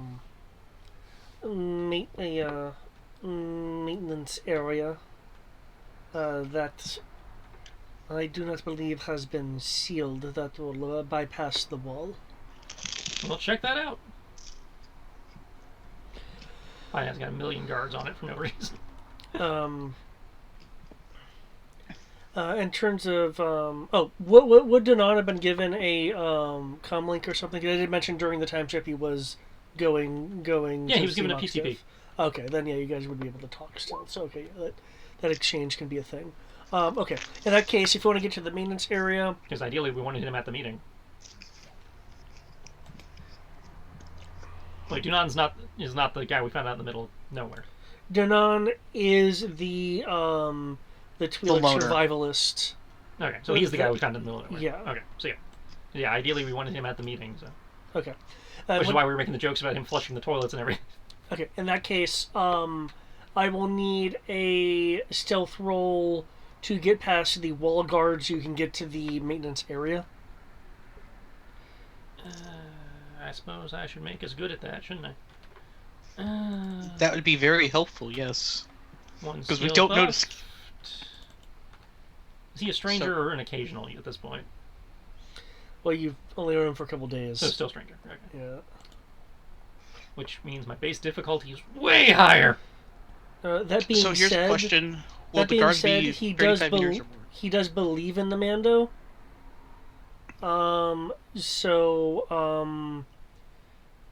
What's it? It's stranger, occasional. It's stranger than occasional. What's above that?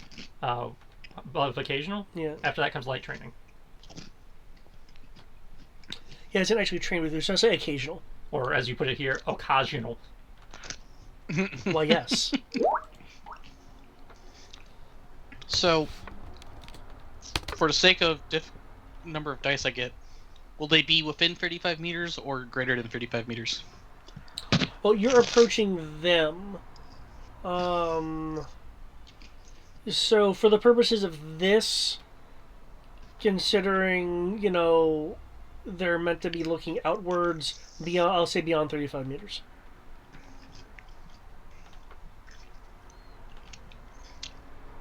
And then the die pack, and then Tandy. Yeah, I forgot about Tandy. Okay, I'm giving you a 2D bonus and setting it so your power die goes off on a 4 or higher for the first instance.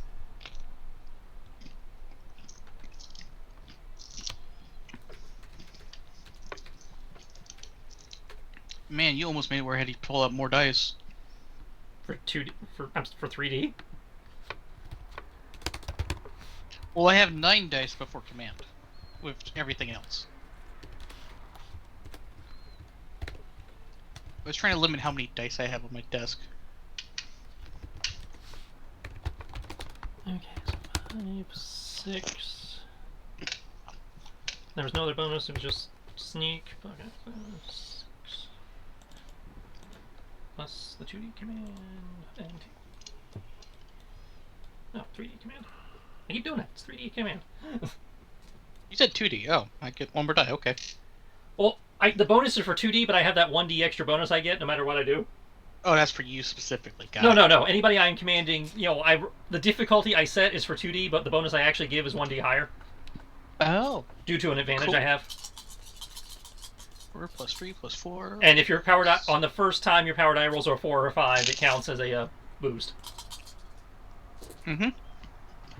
Speaking of which, I'm glad you integrated that, because now I can actually take advantage of the boosts, because I roll a lot of 4s. I don't roll a lot of...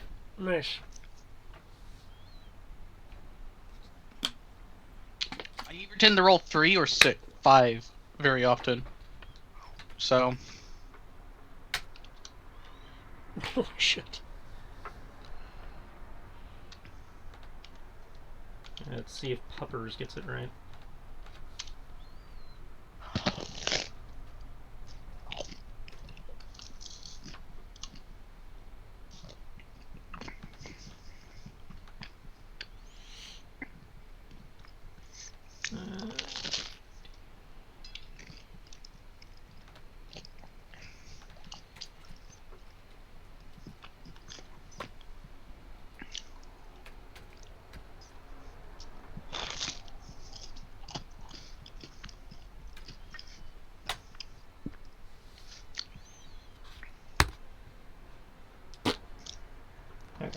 Quinlan rolled a 1 on his power die, but he did not roll a 6, and that does not bring him down lower than the FO guards. So.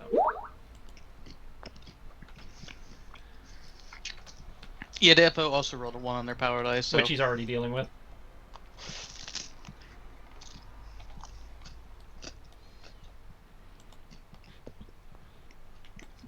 So much for 8 o'clock at the latest, huh? Oh, is he reporting he's going to be later? No, I was just noting that, there's no Greg, there's only Zool.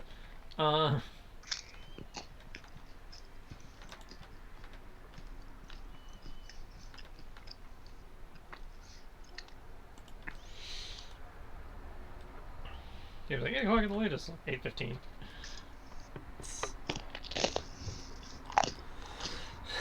Okay. I know I switched notes, but we actually aren't quite here yet. Hey, making it to the maintenance area seemingly undetected. The maintenance area is unkept. So you're dealing with, maintenance hatches that are difficult to open.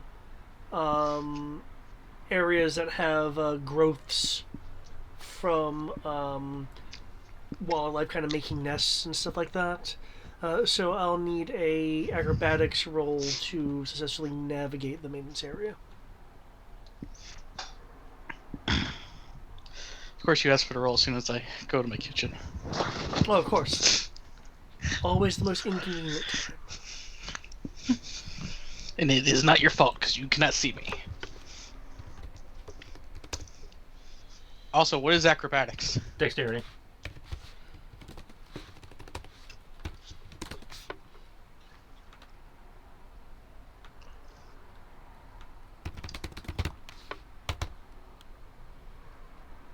I assume you're not commanding us to be.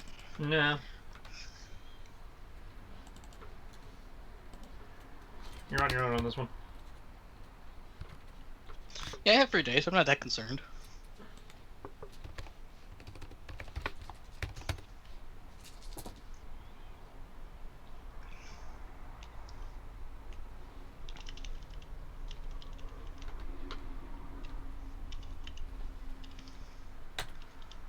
Yep. God damn it, Quinlan. You and reset and your power dies. So -7 brings it down to a 12. Well, he is a normal dog, so I can believe this. Okay. Both Danon and Quinlan, as you guys are maneuvering through, do get entangled in some of like the wildlife nests. In the case of Quinlan, his razor-like fur can have him break out. That being said, that will most certainly disturb whatever is in the nests. And when I say nests, I don't mean like spider nests. It's like brambles of items. That is clearly protecting like critters. Of the quadrupedal variety. Would a external cutty outie cause less disturbance? An outside source doing the cutting as opposed to him just flexing his fur. What kind of object would it be using to perform the cutting? I have the option of either the Vambrace blade or a glow stick. Gotta do the rave man. The so like looking at the nature of the situation, which is less likely to cause Is the Vambrace vibro? No. Then that would be less disturbing. Okay. I'll just need a melee roll. Actually, you need a brawling. A brawling roll, whatever. Because for some reason that weapon uses a brawling. Oh, Weird. D6 is not very consistent about things. Well, I understand because the way it's described, it just pops out a little bit over the fist, and it's still a punching motion. Yeah.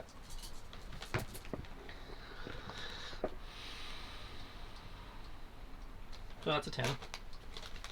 Just power die. Okay. Wait. Oh. Wait, that's your brawling skill?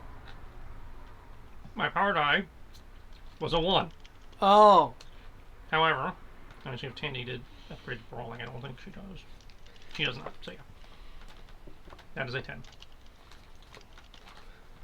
Because I'm having one of those days where every power die roll just about.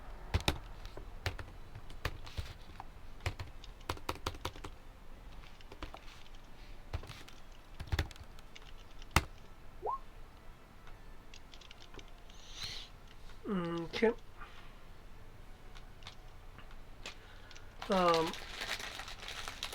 As you are taking several minutes to cut Quinlan free without having too much disruption, you're able to, cut pieces of the nest off, remove it, cut other pieces, remove it, cut some more. When your blade must have clipped a critter inside, as you hear a surprised deep noise and see you see signs of movement Well, I tried. with it within the nest. Um,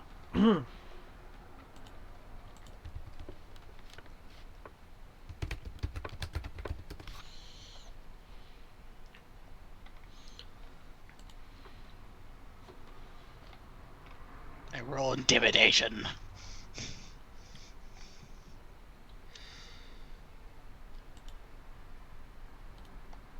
Or whatever the equivalent of intimidation is for D6.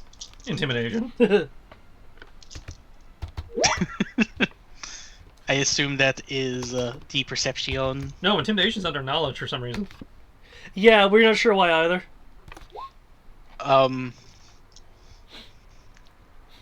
Actually, no, I could see that because there are intimidation routines and tactics. That's probably where they're going for. Really? Because I thought they were just trying to give a point to a knowledge skill that a lot of people are probably ignoring. Yeah. Could be both. Because then we gotta put something under knowledge, or else nobody will ever put anything in it. Okay. Like, who the fuck uses languages?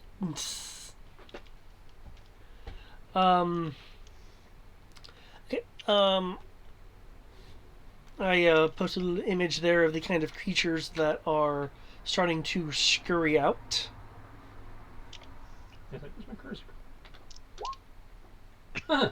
Rats.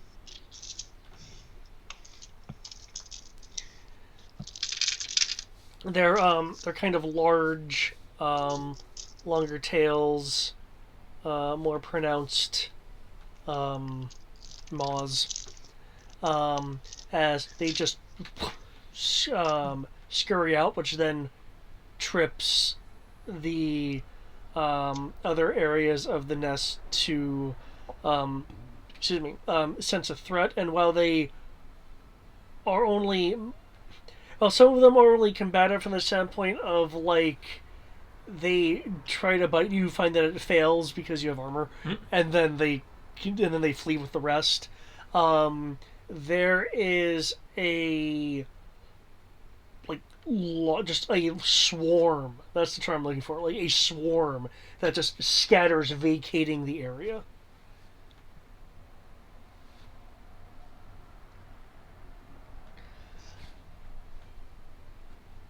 I think this is the first thing we need to fix once we take this place over. What, the rat problem? The rats are the size of dogs. And there's hundreds of them, if not thousands. I seriously doubt you're going to be able to purge all of them. Hmm. And that's assuming they don't serve a purpose down here. I don't appreciate that, David. I know, I noticed that too. Okay, with them gone, your need to be subtle with extracting your companions from the nest is no longer necessary. And you guys are able to break free and move on.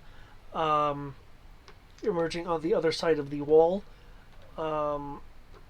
I will need a perception roll from Dimitri and Crow.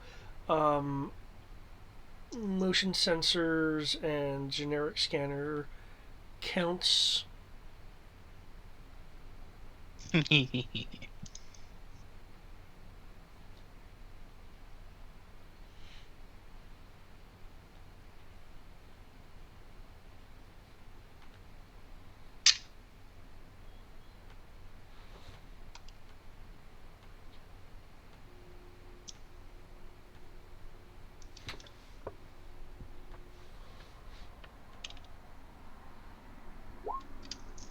Oh, damn.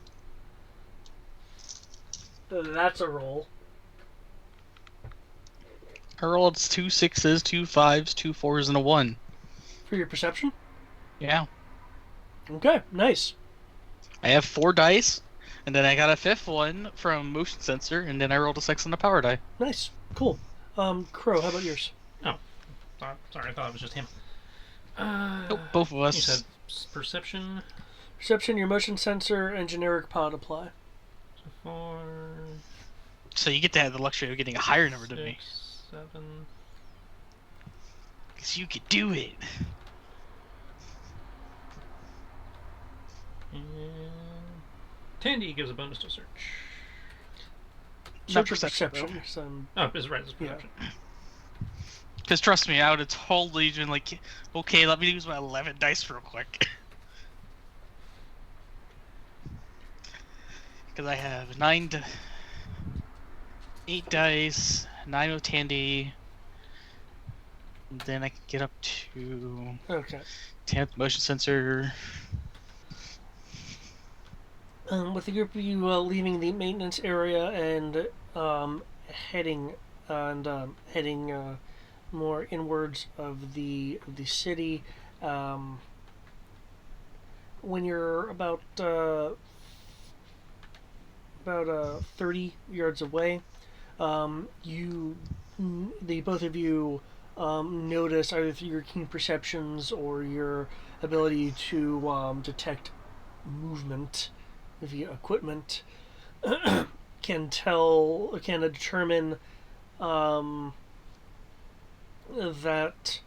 an FO patrol was alerted by the sudden influx of these rodents coming from seemingly nowhere, and so there's a small group beginning to investigate the area. Though with the amount of distance you guys have gotten, you can continue to just move away and not be detected. Yeah, we're just gonna walk away. Okay. Walk away. No need to blow our cover. Is it the first order financial service? Walk Because if not, I want to blow it up thrice. Well, you missed all your opportunities for explosions. No, we haven't gotten to the explosions yet. No? Well, almost explosions. Almost explosions.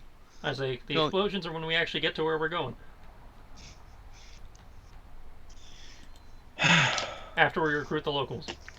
Okay, you guys make it to the Gobbler, which is where the meeting is going to take place. If I might ask, to be updated, what is going on? We reconned the prison. I have a very rough plan on how to get inside and get people out. We're moving vehicles in to do that. While the vehicles are getting into position and everything, we are talking to the local resistance cell here in the city to try and get them on board to help us. So, as a trust building exercise and all that, at which point we will attack the prison and hopefully get people out and get more forces so that we're ready to go into the final phase for this island. Ooh, and build more rapport with the locals. Yep. Yay. Also, stuff came in from our pirate buddies. We have 117,000 and change credits worth of generic starfighters that we get to go through the equipment book and buy. Walkers, don't forget the walkers. I was getting there. Unless anybody has special requests, I probably was just going to buy more of the, the special Maquis cloak shapes. But if anybody has any special fighter requests they want, we can discuss those and get those instead. And we also got 113,000 worth of walkers. That again, we get to do the same thing. We get to pick what type of walker it is. Rory might have some ideas for the Starfire parts, but well, it's not parts. They're whole fighters. David just didn't tell us what type of fighters they are. We get to decide. Fair enough. We have a whole crap ton of Starfighter parts, though. Yeah. We have almost 300,000 credits worth of Starfighter parts. Yeah.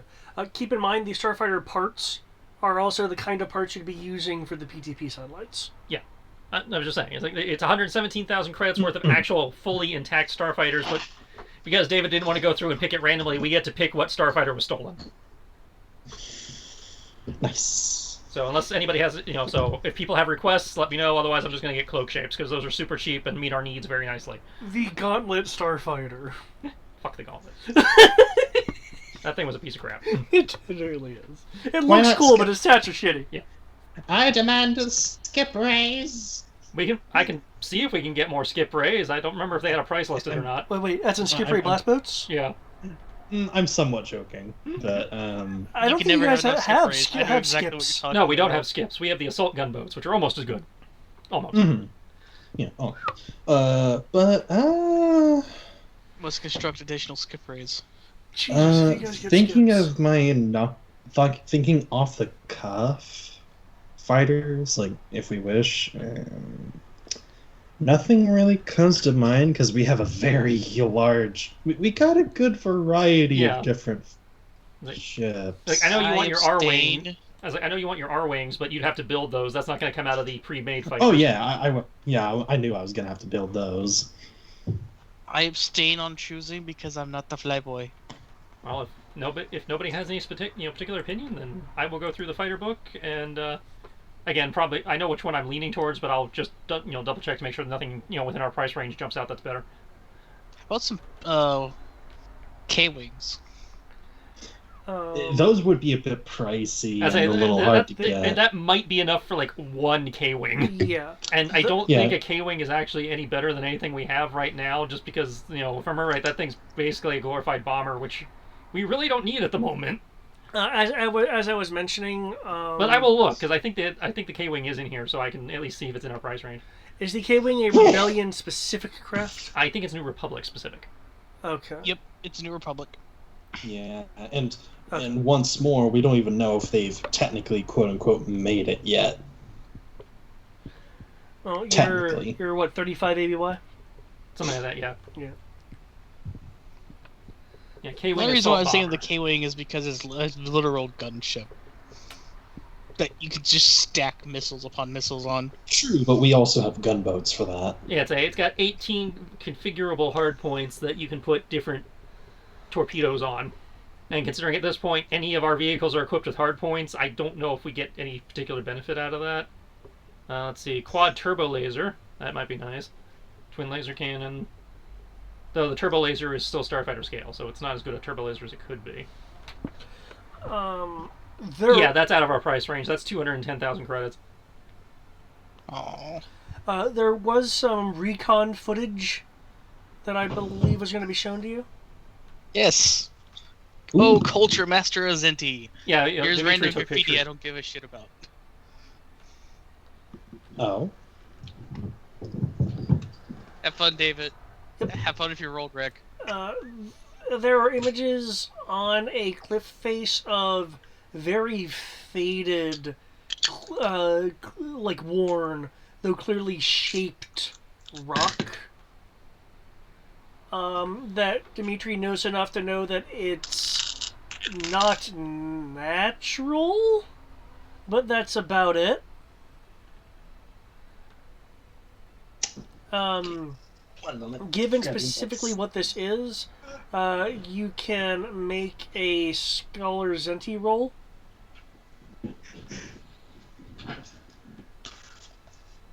Okay, so not natural. Get much Naboo Starfighters. So yes. Hello. Yeah, it's still here. I'm sorry, what was that? So, please continue. I was saying a Zenti, a Scholar Zenti roll, considering specifically what this is. Yeah.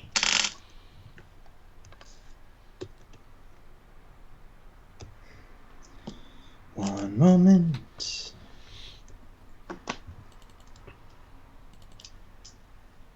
Yeah.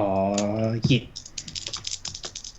have a preference for walkers, though. I'd like some freaking marauders or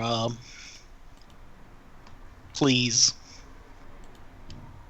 I will double check. I'm pretty sure we can afford those. Because right now we only have the one. Because yeah, you know the Marauder 2C is pretty cool. Well, we have the one Marauder, and that based on what we'd be basing it on, I think that's the only one we'd get. Mm. So if you don't like the current Marauder that's in the Maquis thing, I was just trying to think of things we could get. I mean, I agree we need more Marauders. I just don't think it's going to be... I don't know if it's the Marauder you're actually talking about, because I don't have them memorized by ID number. Well, the Marauder 2C is the one that has the giant cannon on its shoulder. The one we have has a giant cannon on the top of its head. Like I said, if you look in the journal, you should see Maquis Marauder. Cool. I'll take a look at it as soon as I get myself to get up from where I'm sitting. Again, with 2 dice and plus 2d plus 2. Okay, wow. I think I found where all of our luck went today with dice, Tristan. It was going to be incredibly difficult, but mean all that's my high luck? enough. Is that you mean all my luck? Because you two have been rolling fine. I've been rolling fine, but I haven't been getting like amazing streaks or anything. But definitely all your luck.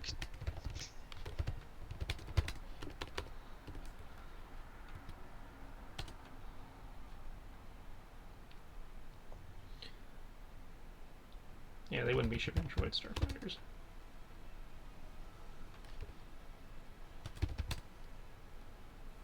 And he said non-Imperial, so can't get the skip ray anyway because the skip ray is Imperial. Okay. What kind of starfighters are we getting anyway? Anything non-Imperial that's in our price range. Okay. Which eliminated the skip ray because that counts as Imperial. Yeah, fair enough. BR-90s? The what? Let's get some Corvettes. Those aren't starfighters. Yeah, it's specifically starfighters. I know. Which also knocks out the IPV patrol boat.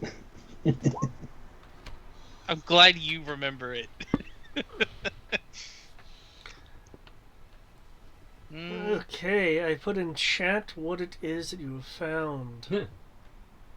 Dewey. More of Dewey. Is there any specific... Well, hold on. Okay, Mr. Scholar. What's this thing I don't give a shit about that I kind of just want to blow up? So that I can blow it up? Why do you want to blow it up? Because why not? Okay, I think I'm going to go with the cloak shapes just because we can't afford most of the Alliance starfighters, and we can get 5 cloak shapes for what the amount of money we had. So that's a. How about some Z95s? Or do we have a shit ton of those? We can afford 3 Z95s for the same value, and the Z95 actually has worse stats. Really? I thought the Z95 was better than the cloak shape.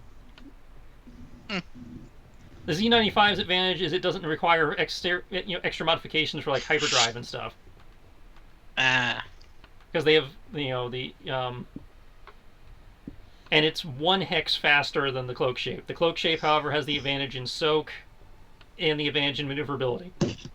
Yeah, and if I've learned anything from Age of or Empire at War, Z95s are. I mean, the Z95 is just a precursor to the X-Wing. Yeah, but it shows that as a precursor to the X-Wing. There is a vast difference in their stat blocks. Yeah. Oh yeah, and like it's the very base for the rebellion at the beginning, and then you move up. I could say Star Vipers, but I'm like, eh. Wait. The Arc 170s are out of our price range. Anyways, to answer Dimitri's question, those are like 175,000 a pop. Well, either way, if it wasn't deterring us, I wouldn't suggest that you blow it up anyway. But secondly, it kind of has some Zenti culture for it. I can't really tell any figures of it, but it's more of the way people, the okay, Kayala. Oh, so the people that might know some Force stuff. Yeah, the shamans or whatever, what have you wish to call it. I thought it was just random graffiti I could blow up in an attempt to get into the underground part of the base. Yeah, please no. Yeah, let's blow around the underground graffiti. Well, that doesn't bring up a good question of why that's here. But I'm also wondering why is the Pathfinder iconic fighter here? what this guy was saying, our contact, he was saying that this place started as a research facility and they converted it into a prison during the takeover. Eh, well, and So usually this they were probably unless- researching the way. maybe, and as we've been kind of finding out, they're mostly underground. So And we're yeah, pretty sure most of this base is actually underground based on how many people are supposed to be in there. well, this will be interesting. Or they really have them packed like sardines. I still like my half the base is actually hidden by hologram theory, but I admit it is stupid. It just doesn't make sense with where they're at. If it was anywhere else, I would say sure. Well, I did, like I said, I admit it makes no sense and is totally stupid, but at the same time, it is kind of funny.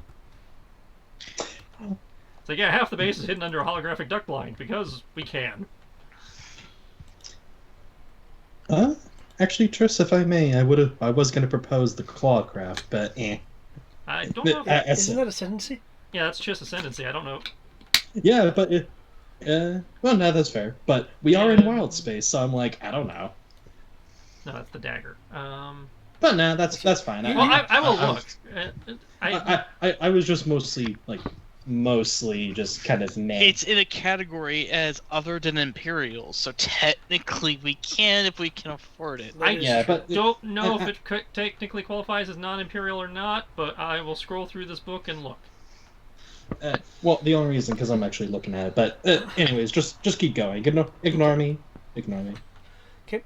You guys will arrive at the Gobbler, which is where the meeting site is taking place. Oh, I mean the clawcraft that's not available for sale. It has no price listed. Fair enough. Continue. The Gobbler, as established during the initial exploring of Tellus, is the stopover for transport pilots for the starport.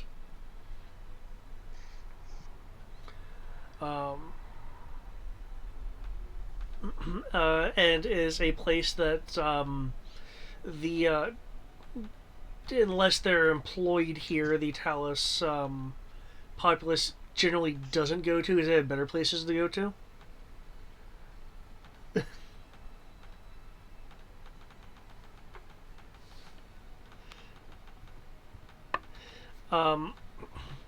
But you are able to successfully arrive without being accosted. Cool.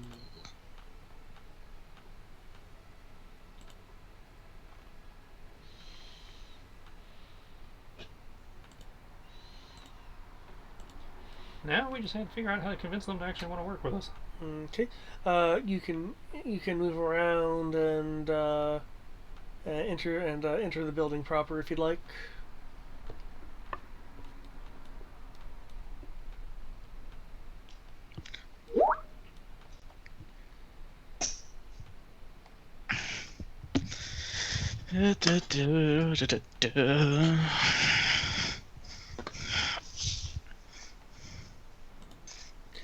So just to make sure, we're trying to hire pilots for. We have, Oh no, this is the local resistance cell that we're in theory trying to meet up with, Mhm. and then convince to actually work with us, so that we can coordinate with them for the mass assault on the all the cities. Right. Did they say where we're gonna meet, or Here, in or this building. where exactly? I mean, in here. I mean, I sorry. see a familiar person. Yeah. The bend. Of course, the fucking Rebel Sourcebook doesn't have a price on those things. Because that would make sense. So, because I'm limited to things that only have a price, that greatly limits your walker options.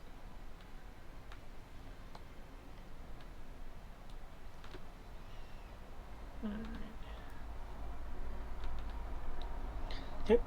There's a general chit chat when you guys enter. No one's paying you guys any particular mind. With the exception of Quinlan. Of course they decide to Mhm. notice the freaking Well, razorback wolf thing. I would say he is one of the big predators on this planet. And I'd be surprised if normally they you, notice him. normally they aren't tamed, from what I recall. Yeah. Yeah. Well, as I recall, it took several stages to tame Quinlan. Okay, it does have a cost over here. Thank you, RPG org.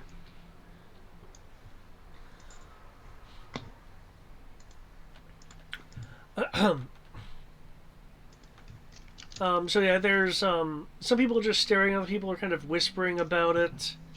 Others you can tell are uh, a little bit twitchy, like really keeping their eye on Quinlan.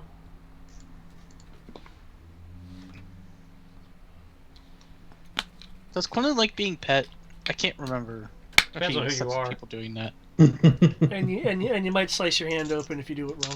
Or if he doesn't like you. Yeah. Oh no, you accidentally cut your hand on his fur. Oh no. If I remember correctly, the fur actually does like 4 dice of damage. Something like that, yeah. Okay, never mind.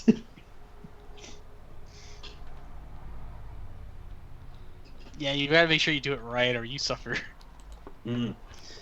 But Suffer greatly.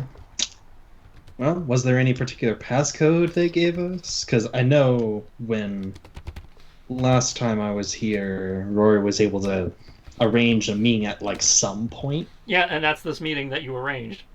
Okay. Okay.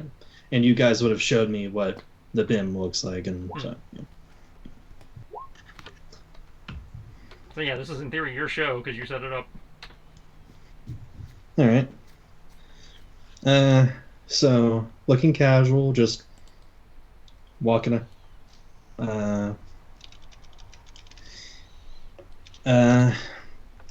Walk in, look around. I assume I see our fair BIM gentleman here. Yep. You see Luntai.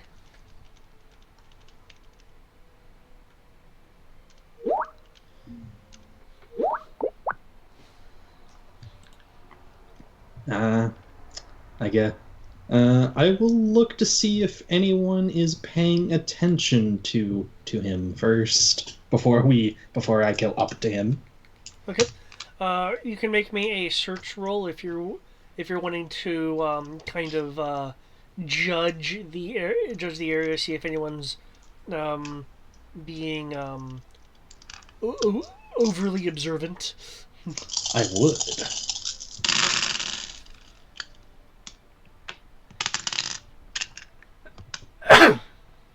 Bless you. Thank you.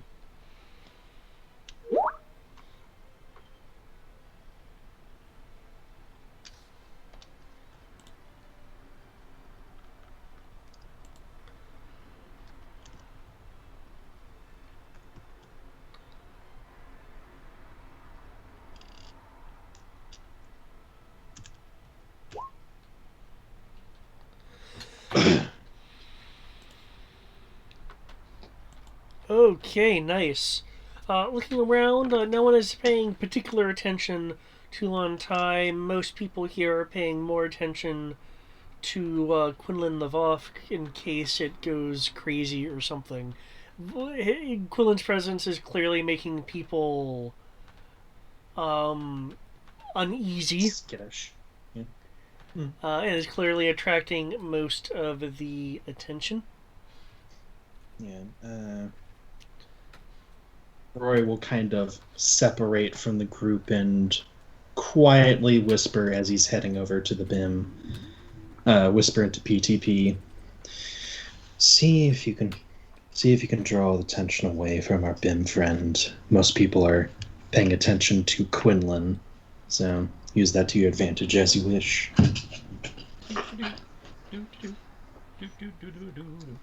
Opposite side of the room. I guess I will follow along. Because I want to give Quinlan all the attentions. Even if it costs me blood. So yes, Rory will slowly approach the BIM. Does not have his helmet on. Okay. As you approach, with that perception roll from earlier, um, you're clearly being more keen about your surroundings, and you're noticing as you approach, he's making a slight gesture in this direction.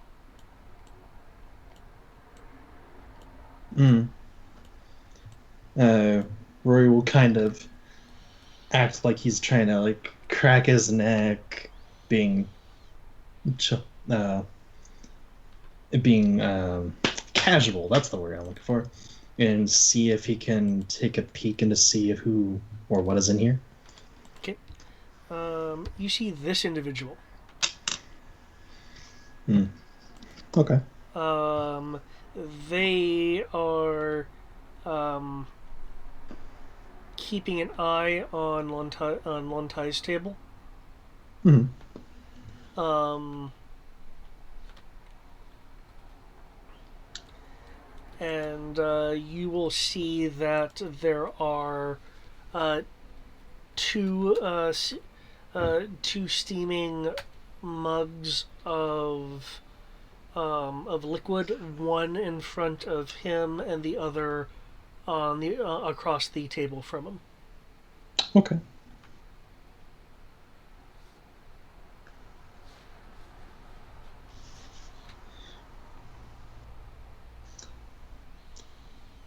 Okay, I'm trying to figure out how to start the conversation. Because we got to be subtle, but not too subtle. Um, Roy will go up to the BIM, or kind of go like stop me at a table, like make a show of looking around, like the bar, and then finally turn to what was his name again? Oh, one second. Oh, Talus. No, Lung Tai. Yeah, Yeah. Luntai. And turn to Lung Tai and say, excuse me, can you help me? I'm trying to find someone.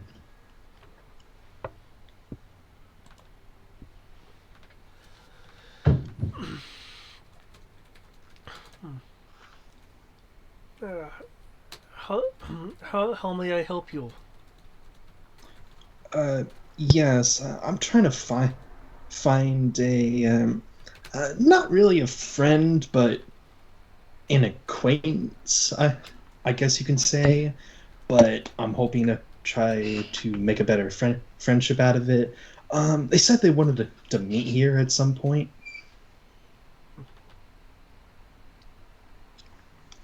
Have you seen someone? Rory will make a show of kind of like trying to think of it as like, uh, have you ever heard of a guy named blast? I'm so sorry. Tongue line? No, like tongue lung tie. I think it was. I I am I am afraid that uh, I am not this person, but uh, I know a friend of his, and they are sitting right over there. It looks like they are wanting company. Hmm. I assume he points back to here. Yeah. Hmm.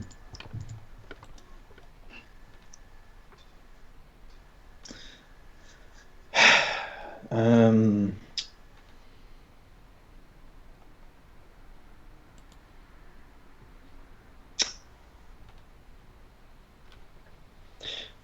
Uh, Rory will have like a show of relief on his face and say, "Oh, thank goodness! A mutual friend, a friend of mine wanted to make sure he's and in a quieter voice say, a friend of mine wanted to make sure he was okay from last night. Or how long ago, or how much time has passed since the night raid thing? It's been 2 days. Okay, he wanted to he and I wanted to make sure that he was okay from the the nasty situation from 2 nights ago. Hmm. Something about Charlie, something at a place called Charlie's or something like that. I don't know.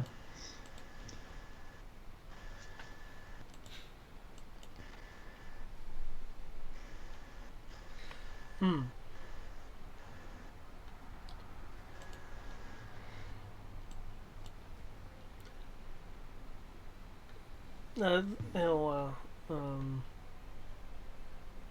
Uh, he'll, he'll nod. Hmm. I'm I'm sure that you can uh, find out about uh, your friend from Lontai's friend over there. I assume back in the the alcove. Yeah. Okay. Roy will calmly just approach and kind of knock on the door, knock on kind of like the wall. Uh, Excuse me. Kind of leaning into the alcove. Ah, yes. Yes, hi. Hi. The Bim out there said that you know a Tai Lung. A friend of mine wanted to make sure that he's he was okay from a couple 2 nights ago, and wanted to talk further about uh, friendships and such. If you are concerned about Lontai, then it appears you and I have much to discuss.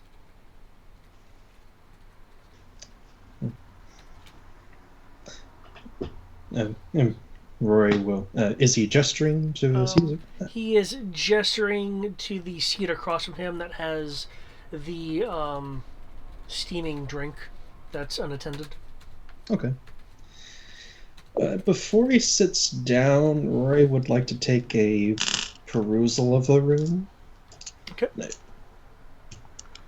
Would this be search or perception?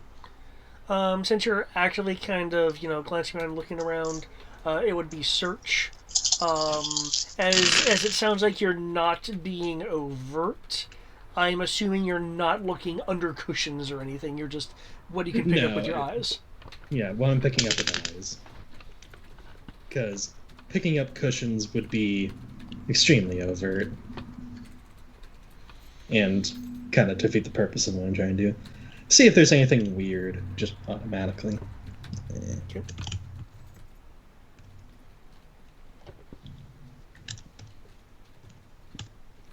Okay. Under the obscured mostly by the drapings on the table, um, is a item that you recognize from what few pieces of it that you can see. With the way the light is hitting the cloth, it's somewhat translucent. You see that under the table is a silence bubble generator. Okay. In addition, the individual that you are talking to appears to be carrying a concealed weapon under their clothing at the side of their torso. Okay. Roy will approach the seat and nod his thanks and take a seat at the open space. Okay.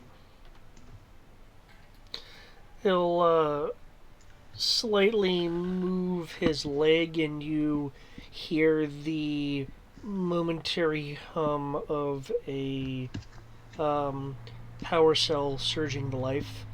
For anyone trying to listen in on their conversation, they're being obscured by a silence bubble. Haha! I'm familiar with this concept.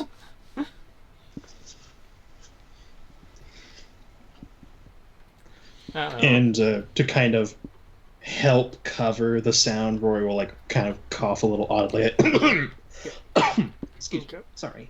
Yeah. Hang on. Lay both hands on the table. Okay. You can figure you only really heard that because you were like right next to it. Yeah, I figured, and to help conceal it, essentially, like just show, maybe show him inside. I don't know. I don't know.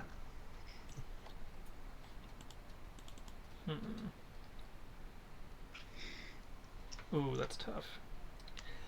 Is there something you're gonna do that could affect this?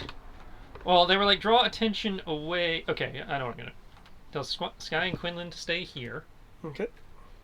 and I'm going to move there to provide them a little bit of extra cover from my helmet. Okay. That is my 4-meter radius for my the anti-recording. Okay. So again, just to confirm my understanding, anything looking in from outside that that radius. Any recording devices looking in from that outside that radius get fucked up. If you're not trying to record, if you're just using your eyeballs, there's no problem. I believe from our discussion that includes things like general cameras. Mm-hmm. Okay. And droids might get a little bit fuzzy vision, but not enough to give more than a small penalty. Yeah. Okay. Dimitri, you mentioned that you were giving Quinlan the pets despite the despite the potential issue. Because you are doing this in a controlled fashion, you can make a dexterity roll. I'm a dog, you're cool with this, right? Say you guys have been off and on around each other for months, so he's not gonna like bite you or anything. So it's just a matter of doing it correctly. Cool.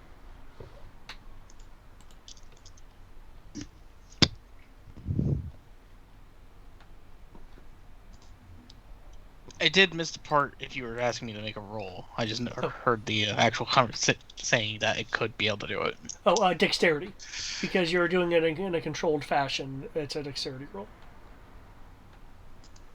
Cool.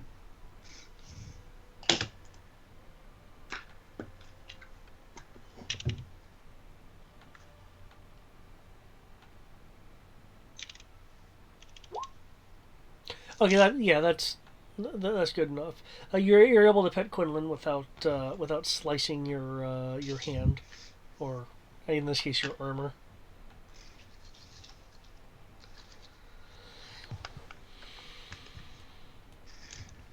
Pet the Quinlans.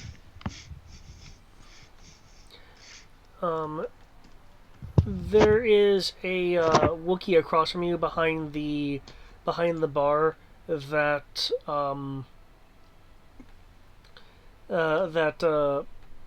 almost shoves. It's a rough motion. Roughly moves a data pad in front of you. It appears to be a menu.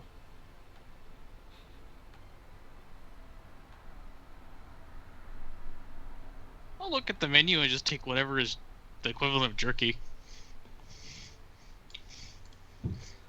You can Water. get some What kind of bar serves jerky? you can get some like store-bought quality BBQ, because they don't sell like like Slim Jims. Yeah, I know.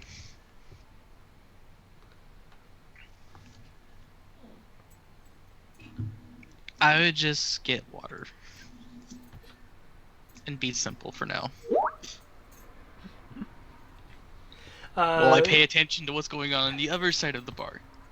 The Wookiee points to one of the appetizers. The appetizer is the equivalent of chips and dip. I'll humor him.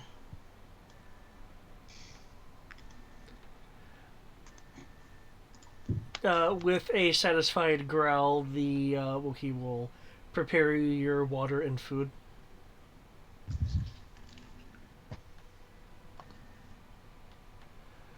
On the other side of the bar, there's another bartender.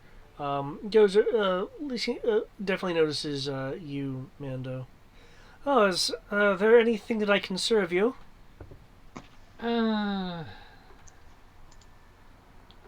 Takes a look at the menu.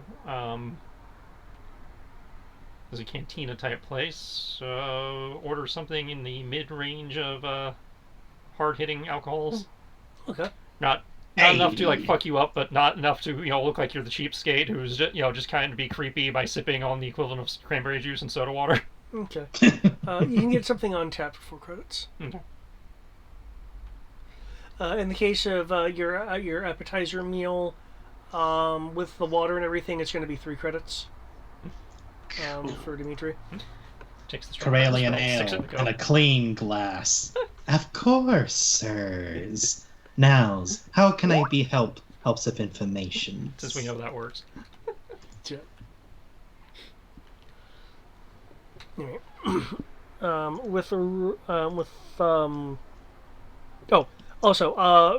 For those kind of being attraction and keeping lookout, for those on the lookout part, I'll need three search rolls. Oh boy. I'm guessing generic pods and motion trackers and shit. Considering where you are, your generic pod, is it good enough to x-ray through walls or anything? What? No. How dare you? Don't insert the generic pod that way. You can track You're your not lines allowed through to walls. define what the generic pod can do. The generic pod does generic I'm things. not saying the generic pod does everything, and that they defined it does, does nothing specific. Ergo, it must do everything. I see your logic. How dare you?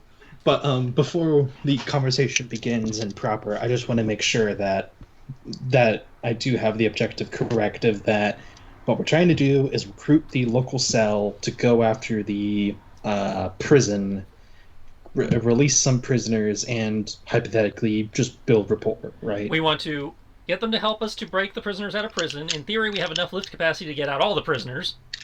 Mm-hmm. After doing that, and in theory, building some rapport with them, we would like to work with them to set it up so that they can, working with whatever forces we can spare to help them, they can take this city while we're taking Cole. Okay. So that Just basically, again, all the city assaults can go off at the same time. Yep. Okay. Okay. So you said the generic. Just want to make does sure not my. work. Yeah. Want to make sure For what the plan was purpose before. of this roll, and the motion tracker, I'm guessing the same reason. well, the motion tracker, I understand it can actually detect. Okay. Is it blocked by walls? It doesn't say. Okay. Which not there's a generic pod. I would presume, it can at least limitedly go through walls, because they say it's for finding people in hard-to-find places, so it would kind of defeat the purpose if, you're in a hallway, and the motion tracker can only see what's in the hallway with you. Yeah. Okay. Oh, you said 3. Yep, he said 3. 3 searches. People need to stop talking in chat. Makes it hard to keep track of shit. Yeah, I asked her, and in her words, she's like, "These thoughts and questions are running through my head. I'm wide awake but hella tired." And I'm like, mood. The kind of shit that, she's either really high or really out of it, yeah. The answer is yes. What if we never invented words, man?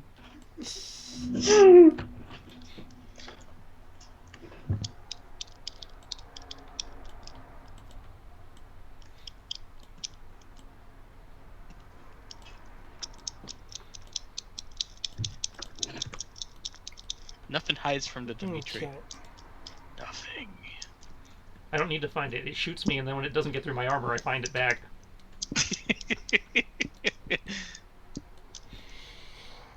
That's how we get around the whole you can't see anything in that stupid helmet that blocks all your vision. Okay. The person across Then from motion you, Rory, will take a sip from his drink.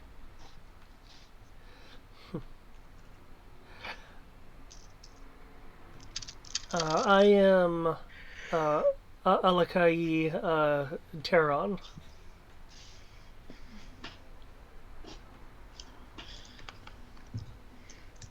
And you who are inquiring about a mutual friend are...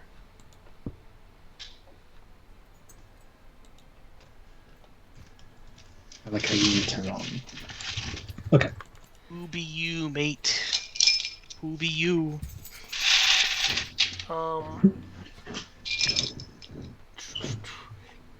Considering your background, you recognize that Alakai is not his name, but so much a title.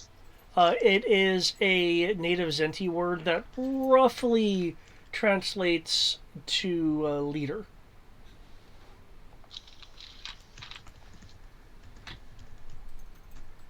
Okay.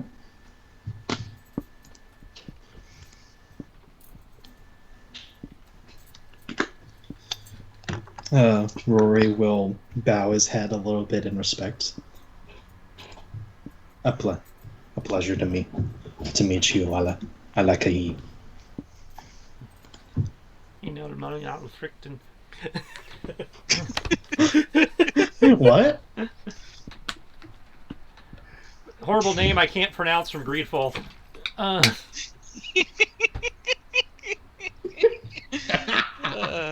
I'm kind of curious what the name looks like, but I'll ask later. I'll see if I can find it and drop it in chat for you. Yeah. Fucking anything from Greedfall that isn't from the continent is a pain in the ass to pronounce. But anyways, I am known as Rory. I'm sorry, you're known as whom? Rory. Rory. Rorzan, if you wish.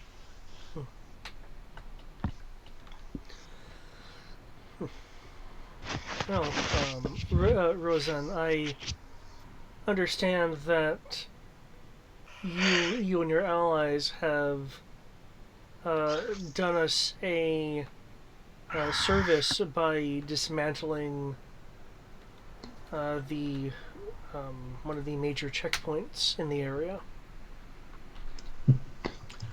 In on Milfrictamen. Yeah. When you see it, you can pronounce it, but you can never remember it. And on Milfrictamen. Yes. And on Milfrictamen, yeah. It's like, again, when you're looking at it, you can figure it out, but, you know, I can never remember it, you know, off the... On Milfrictamen. Like, I always botch the pronunciation when I don't have the written form right in front of me. That's fair. Rory will kind of smile a bit and say, yes, we were looking to see if there was any trouble we can assist with before. See, we were actually looking for you all, I believe, and circumstances brought us together, I believe. How fortuitous. Indeed.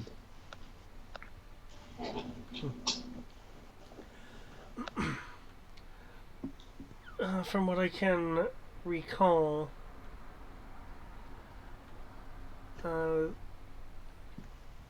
you would be associated with the Maquis then, and travel with the Mandalorian.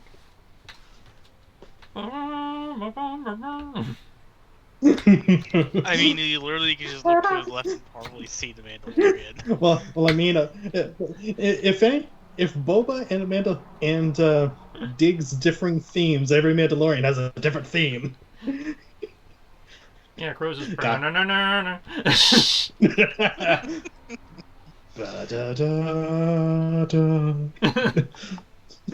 Anyways, But it's like, seriously, if he just looks to the left, you'll see the Mando just staring at him. No, you will see the back of Crow's cloak. I'm intentionally not looking at them because I don't want to draw attention. I'm just standing there so they have extra coverage against, eavesdropping. Mm. Yeah, Rory will nod his head. Indeed, you are correct.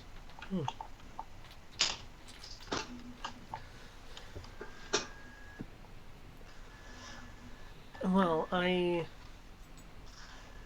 imagine that you have been able to tell this from your time here, but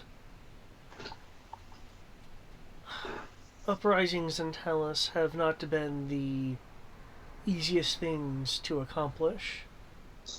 Most of the leaders and skilled members to orchestrate such a thing have been transferred to Ozai prison. Yes, we actually have spoken to Mox Diff as well as Don and Latoni, and for what it's worth, you have my sympathies for the very real hellfire you have all had to build this into. Thank you. I'm afraid that our organization in Talos is much decentralized. I'm afraid that the place we were using is no longer available to us. Hmm.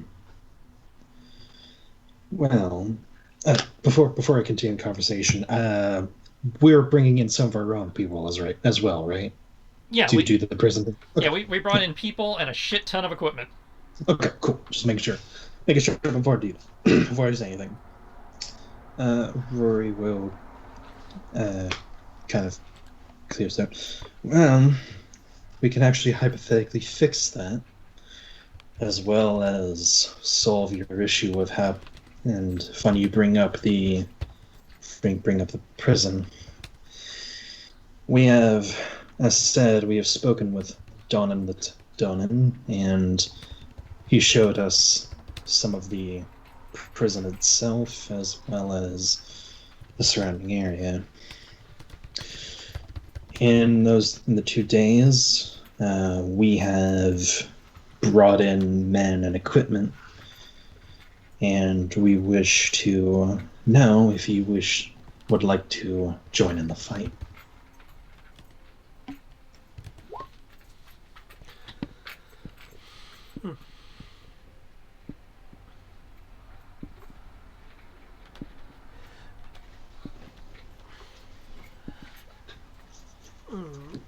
My primary concern at the moment is the longevity of such an attempt. At the moment, we are many cells loosely coordinating through a jury-rigged communications device, which apparently you or one of you have been able to tap into. Rory will kind of snicker and say, "We have we have quite a few. We have very good technicians." My concern is that of stockpile and organization, for we can have the best leadership, but without the centralization to do so, I fear it would be short-lived if any serious reprisal were to happen. It would result in cells scattering even further, and it just merely being a smattering of individuals doing what they can to help versus a concentrated effort. Understandable. Uh, Roy will pause a moment, kind of listening to Crow's statement. Look, look out the door to like the window that's across the building. All right. Like nothing yet, but Yeah. It's just that trying to let our friends know of like, hey, yeah. just so you know, in case you have something going on.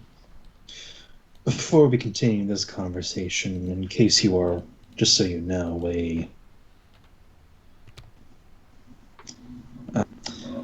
friend just informed me that has been a slight increase central in FO patrol. I didn't know if you have anything going at the moment, so I wish to be fair within the surrounding area.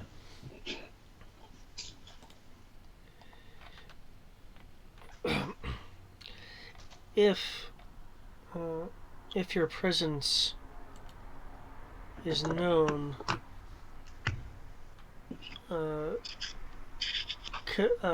command um, Commander Cone has likely stepped up security, especially if the Mandalorian is involved. Understandable.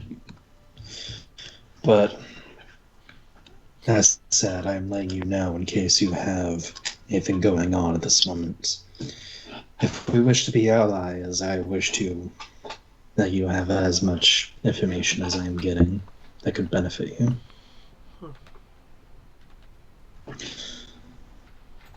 And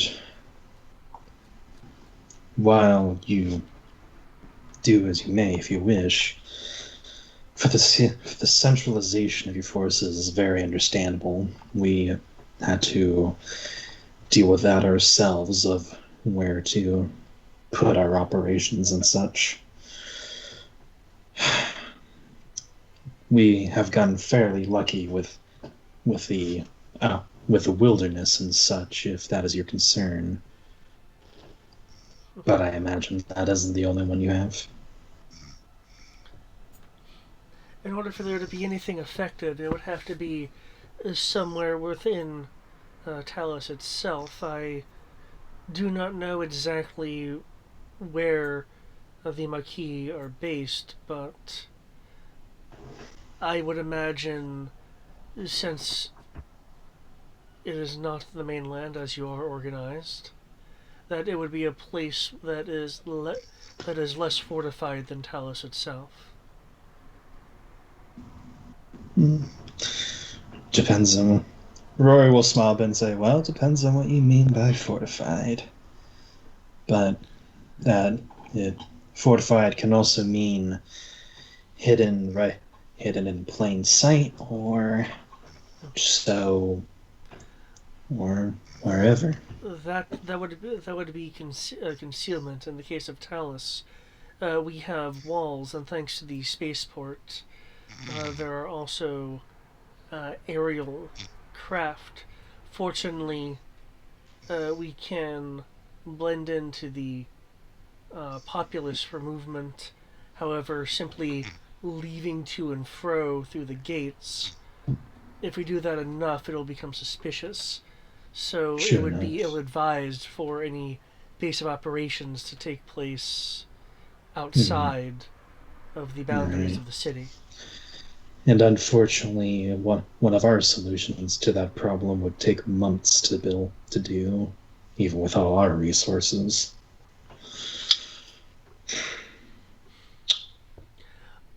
What suggestions do you have? Um,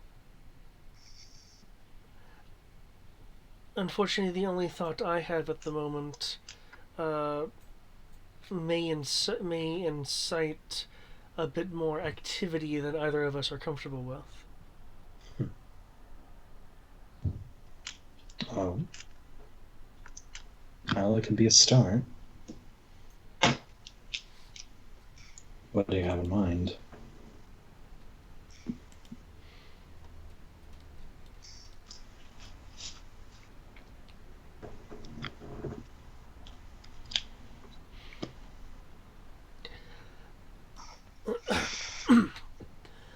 there is a area and a area in the city, specifically a old building that one of our cells were converting into a coordination center.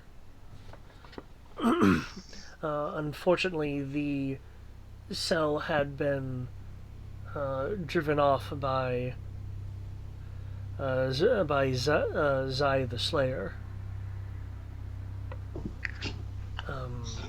and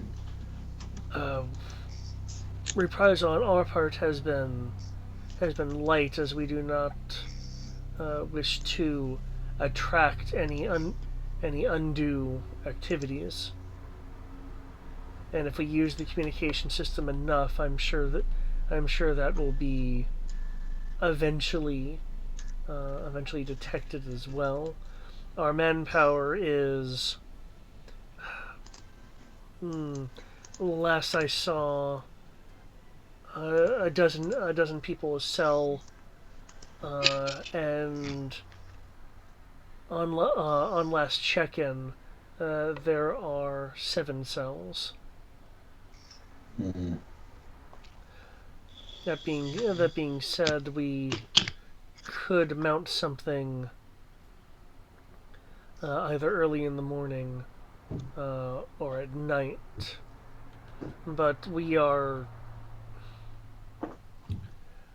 mostly armed with holdout blasters and pistols. Our Yeah. our Tris and Greg both technicians, have the same thought of. There's a reason I told them to bring the crates of guns. our technicians have have attempted to repair what first order weaponry that we can find. However, most of the equipment we've been able to use are to make jamming equipment, stores and storage of supplies and foods that we then ship out to other places, mostly people like Donan, since you have met him. Our efforts have also largely been focused on acquiring various vehicular parts for fences to take from Talus to other locations. Well, if we were a bit more cohesive, I could see larger operations taking place. Do you have any thoughts? well, for your weapons, we can certainly help with that, and the Mando has already foreseen this as a hypothetical issue. We have about would like 2 crates sound like good for their cell? Like, I don't know. Like, I don't know how big their cell is. I told them to bring all the guns just because I didn't know how big the cell was and how many people we needed to arm. Mm-hmm. But if you want to lowball, lowball it until they give you a better idea of what you're dealing with, by all means. Yeah, Rory will kind of have a quote-unquote sinister smile and say, "We have about 4 crates of standard issue, standard issue first order E11 blasters and other such equipment." Really?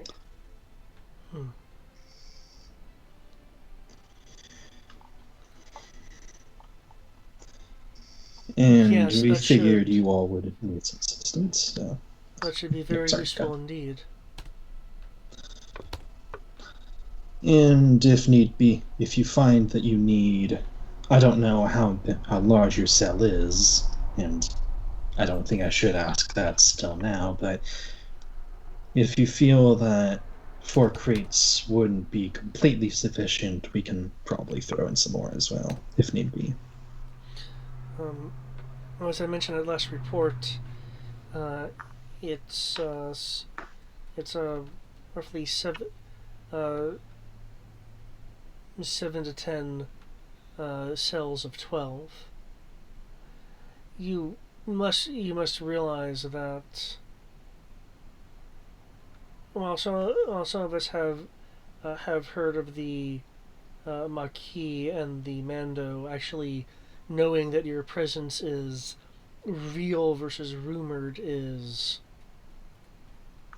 well, quite surprising, but also leads me to believe that you've done something right that we've been unable to do.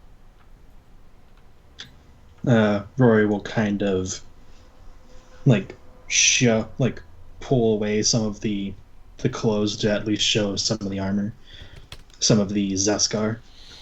Mother Zenti has been good to us as well. That we have, I can say greatly that the Mandalorian has great mana. He is a great warrior, great leader, and I somewhat believe that Rory will kind of like lean in even more conspiratorially. Are you familiar with the Okiala?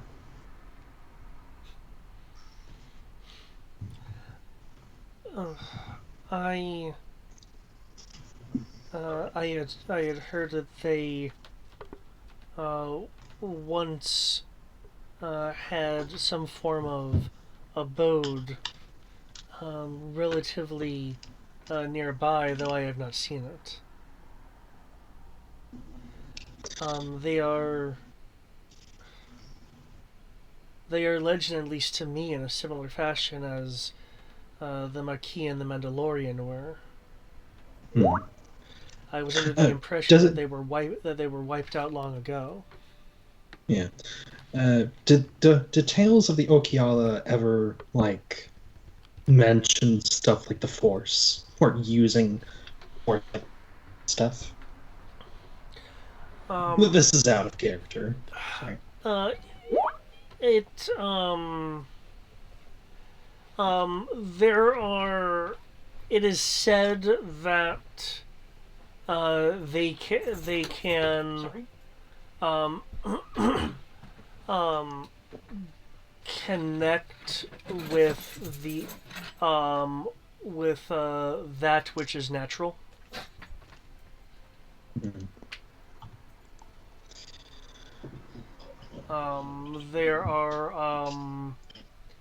There are stories that, for instance, you have heard of um, of for instance, um, if there was a storm that would like just drench crops and actually kill them off due to oversaturation, that someone of the way could break the storm apart to prevent like ecological disaster. Mhm. Um, though there are conflicting stories as the way has also been depicted as a um, force that can rise up to deter wrongdoing. For instance, um, the seedier elements of off-worlders um, trying to impose They were even before the Shadow Syndicate. Were driven away by a clearly more offensive use of their connections. The stories don't really go into details how, with the exception of a few mentioning that paths could be barred. Mm. Again, information about them is regulated at this point to story, Yeah, like myth, and rumor. taboo. Yeah. Roy will is kind of say, I believe he wields some manner of their power at least. I am not certain, but it would explain his great mana and such leadership and other endeavors. Hmm.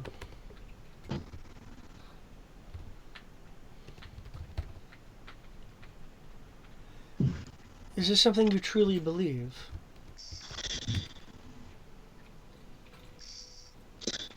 With the most serious faith, yes.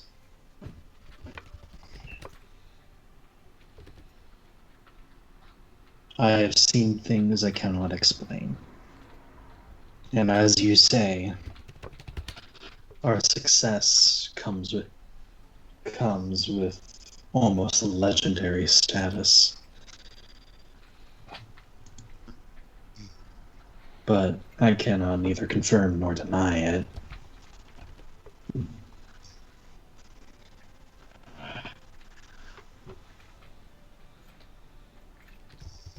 Hmm.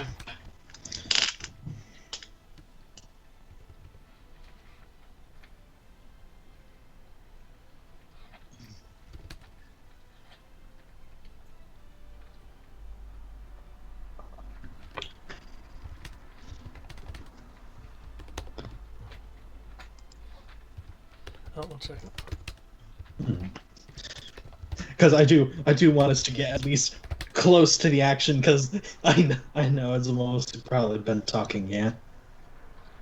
And I know we want to get to the action at some point, so I don't want to take up too much time. No, you're fine. This is all Okay, important cool. stuff. Cool, fair enough. Yeah, I did to hog the spotlight as it were. No, we were doing stuff earlier, so you know. And this is the stuff you set up, so this is all on you.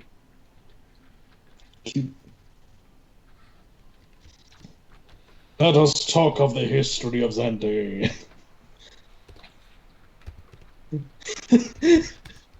And this is the moment we find out that let us speak in our ancient language. And this is when we find out ancient Zenti spoke like the Ents. And it's very long. Oh. No, I'm kidding.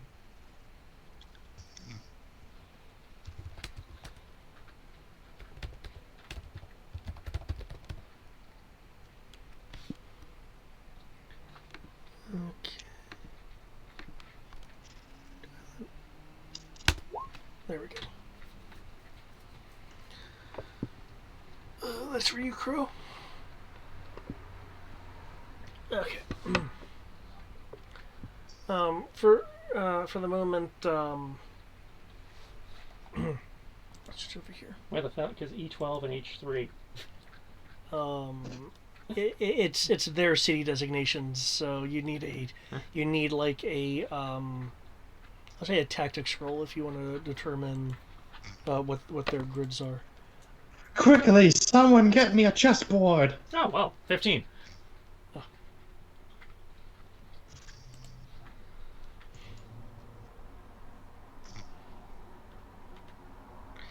Okay. E12 is the Black Gate, which is a place, not an actual gate. Mm-hmm. Yeah, it's one of the other watering holes. H3 is around the area where you disrupted the checkpoint. Okay, so they're not near us yet, at least. That's not where the scrutiny is. You did clearly Lieutenant Straya is on her own patrol, which she did not specify, Right. and you did notice Yeah, the two of you yeah. did notice the things from earlier. Well, I will inform Dimitri of what I've intercepted and tell him to keep, eyes out. But Terran is sipping on his drink some more. He's clearly like processing this. Now, mind you, he doesn't. I have seen nothing of the stories of what little there is, but it is something close to it. Is But if I may ask, is the Mandalorian of Zenti? he is. Hmm. Or at least that I have been told. Well, that would certainly give credence to her gifts going to one such as him.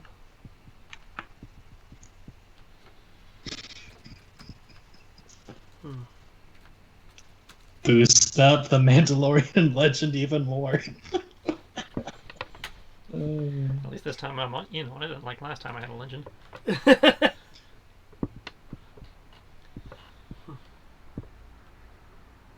I'm sorry, I'm finding this information distracting for what we really should be discussing. Yes, I apologize. Um, Just haven't really been able to speak too much, been able to discuss much about our ways with many others. About the old ways. no, I only know. I only know so much of the old ways, given who my the groups that I have given my attention to. Hmm. That being Of said, I course. would be happy to have conversations such as this at another time. Of course. But yes, moving back to the matter at hand of your centralization. Thinking from what he can.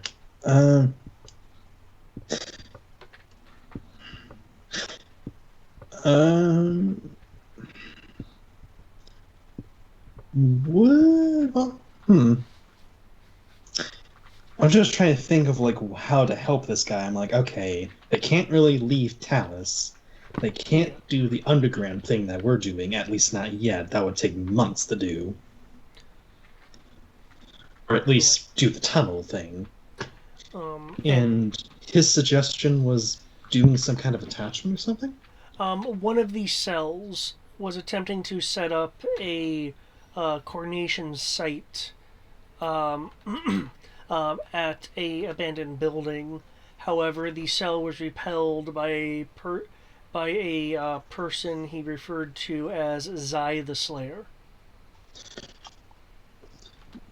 Tell me more of the Zai and why they warrant the names like the moniker Slayer.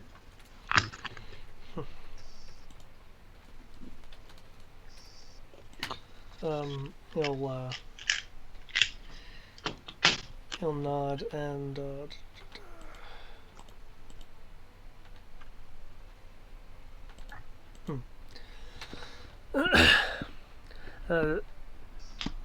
Zai the Slayer is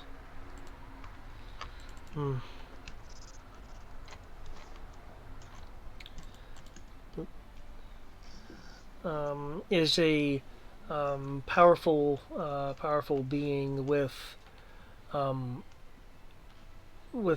scale skin like armor.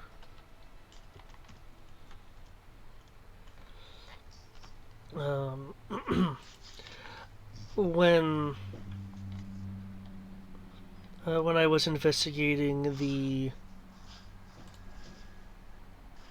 situation,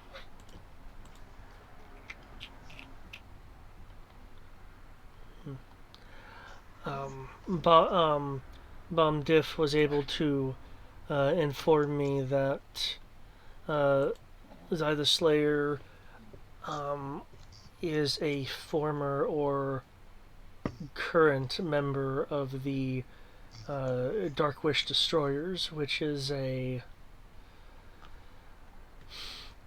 group that, as I understand, hails from the mainland. I have heard many things about mainland uprisings failing, so I don't know the status of this particular group. Though from the stories I have heard, it is one of Eliminate. control via that of might versus any kind of serious rationale um, or compassion. Is he saying that they were a rebel cell, or were they a resistance cell? I mean, sorry. I'm trying to understand what he means by control of might and all this. I'm like, Um, essentially that as far as Tehran is aware, the Dark Wish Destroyers had a hierarchy based on oh, the okay, strong. okay, Yeah. that was the hierarchy. Yeah. The more more of a standpoint of if you can accomplish your goal no matter the means, your success determines your strength, and that is what matters. Right. Rory will sigh and say, "Let me guess." And any stories of the rest of the Dark Wish have rumors of a shadow silencing them. A shadow that they cannot see, attacked from long range, flashes of light. I have heard of such things myself from Danan. I personally have not seen this. However, um, I do know that there was a moment. That there was a uprising in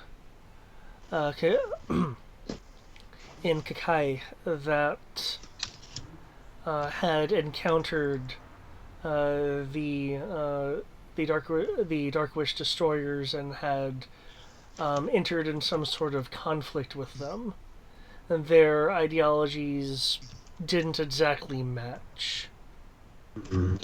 Um, this shadow that you speak of, I have heard is had been around Kakai and yeah, and Kokoke, but not of any direct action by this being.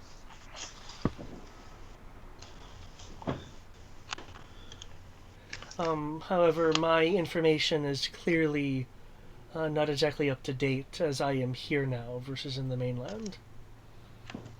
Understandable. Well,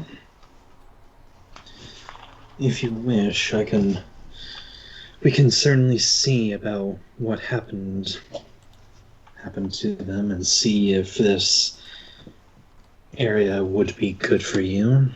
Because either way, it sounds like this Zai is being a thump. Has Zai done anything to help else do you all, or interfered with any operations, whether resistance or uh, first order?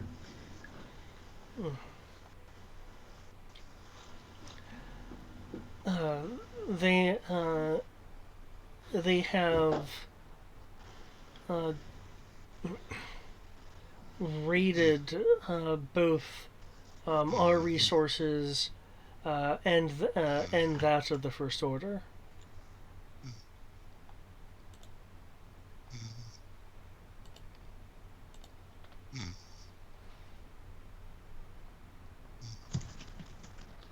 Because they either become an asset, or they exist no longer, or they are removed.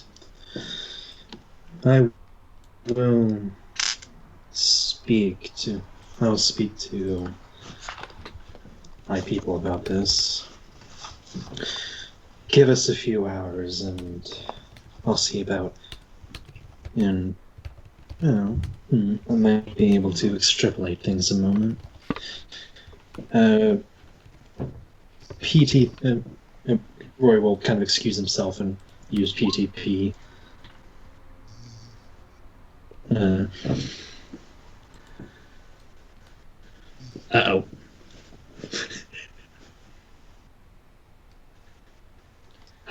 Larger repulsor vehicle? Sounds like time's up.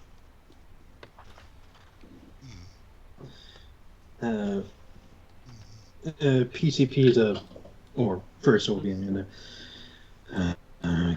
Mando, this is Costco. Mm-hmm. We might have a start working to get some rapport, but they're worried about. By the sound of it, they're willing to. Or before he starts the conversation, he says, "Before I do this, would you be willing to join us on the prison search, if we get you a place?"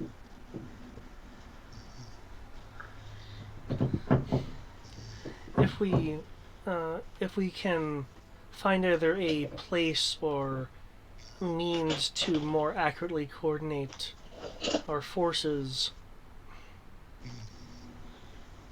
I'd be willing to marshal what I can to assist. However, I would need to know what hope there is of success.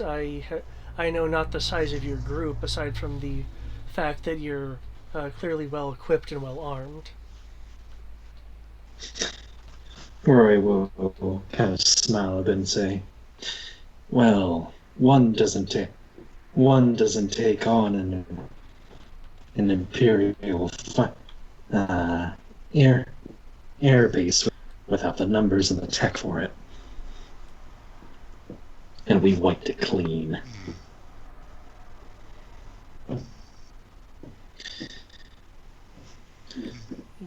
But all we ask is at least some participation to bring your people back. That I can assure you. There are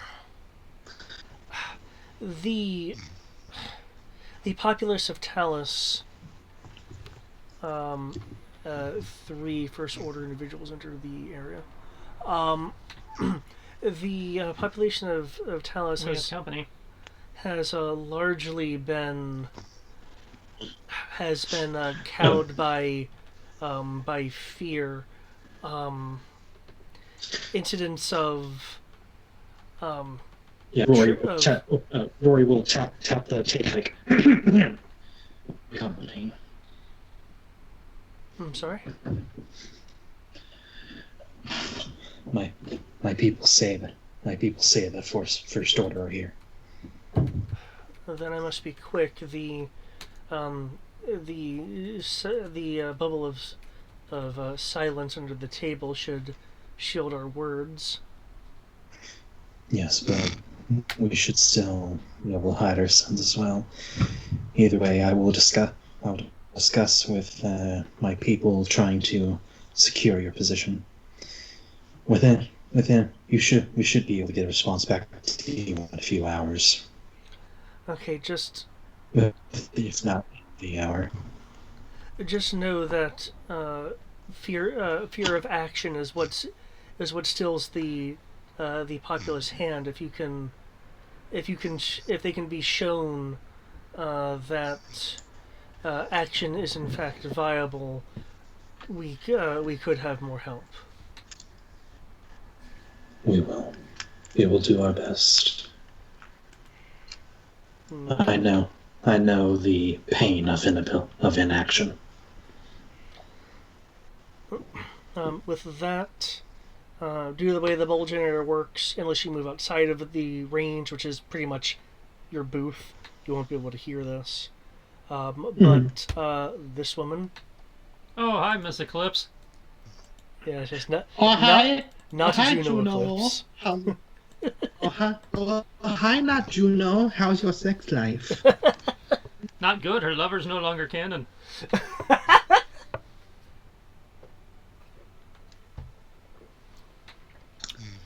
But it also depended if she was with that or the clone.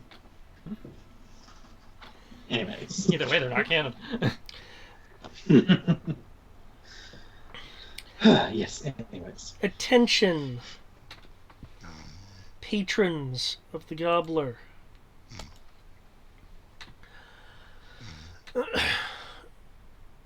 And she'll wait a moment just to make sure that she has grabbed people's attention. First, as soon as is humanly possible, get that animal out of here. This is not a vet. Secondly, and more importantly, I am well aware of the kinds of beings that frequent this place. Transport pilots from all over Zenti.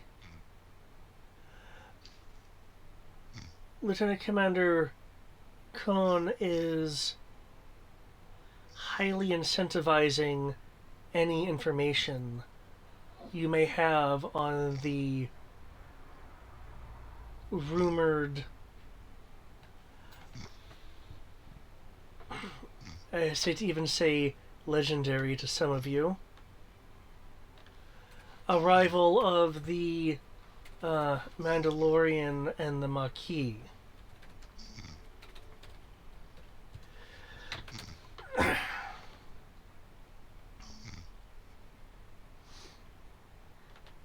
If he is using any of the populace to hide himself, I am sure that that you, being the far more adventurous people that you are, will know the right action to take, and inform the city of anything suspicious that you notice. Some people are about to speak, but she raises a hand.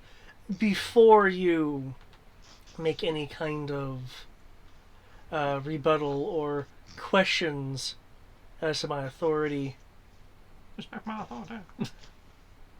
I would like to remind you that there are a number of transports outside to enhance any incentives that Commander Khan may be willing to extend to transport and freight pilots such as yourselves. Ooh. The first Good incentive Nietzsche.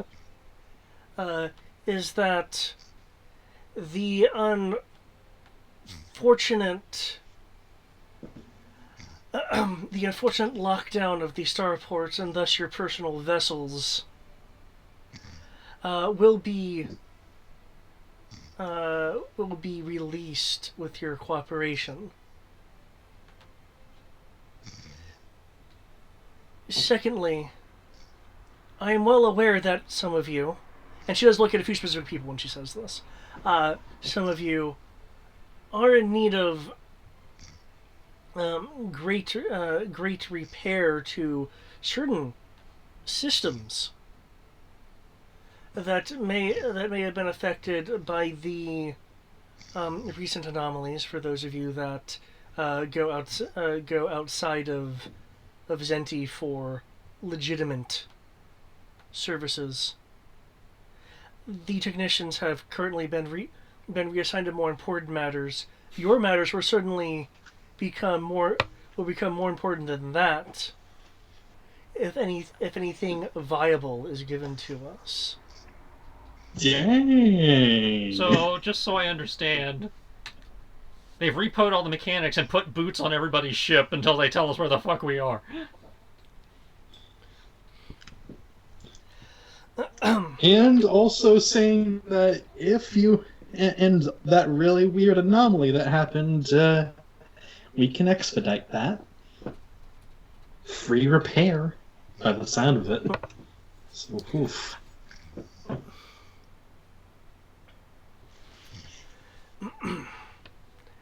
What? One of the people, specifically this person right here. Oh, he just looks scummy. Will speak up. I know the First Order has authority here, but you can't just lock down our ships. We're providing you a service.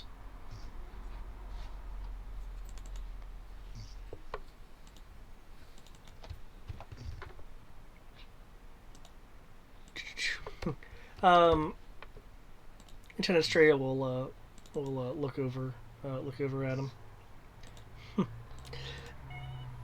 Yes, Elza, a service that, if the First Order so wished, could be provided by its far more loyal members of society. You, and those like you, are being extended the courtesy of pay despite the level of loyalty that's been shown so far. The efforts and cooperation I expect from all of you is to be complete and to the best of your ability.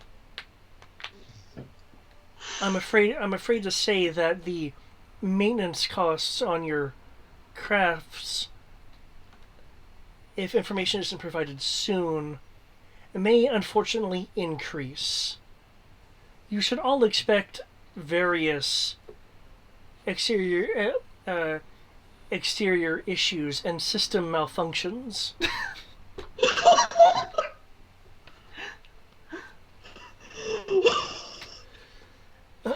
If you require access to your ship for any reason to graciously assist us in this endeavor, then you may request it through me, and I will authorize it if it seems appropriate to this worthy cause to restore order and stability. Elza William, what restoration are you talking about? I do my job. The city isn't in an uproar, and some other people are gonna speak up in just general agreement. What was she? She was demanding just info on the. She's demanding their assistance in locating the Mandalorian and members of the Maquis in Talos. And she'll unlock their ships if she knows where the Mando is. Anyone who... I think she, for the person that does, I believe. That's what I'm trying to clarify, because there was a lot of words there, and I'm trying to. Basically, for anyone that assists, they will... some more troops come in, responding to the louder noises. Essentially, for anyone that that is actively assisting, Mm-hmm. their ships will be unlocked and not subject to unfortunate malfunction. Okay. Um, So me speaking up wouldn't help anybody. she will continue.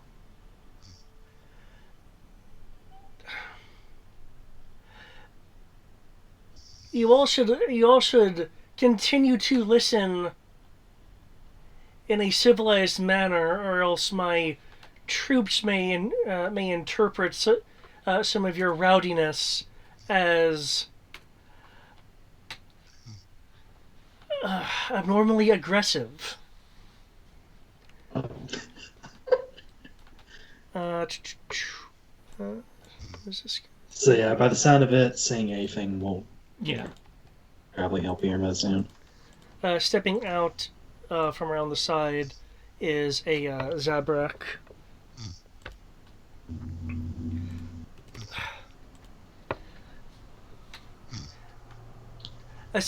Aside from the resources that we have as transport pilots, I don't exactly see how you expect us to help. The troopers which had raised their blasters at his sudden appearance from around the corner will return their weapons to a ready versus aimed status. They continue in.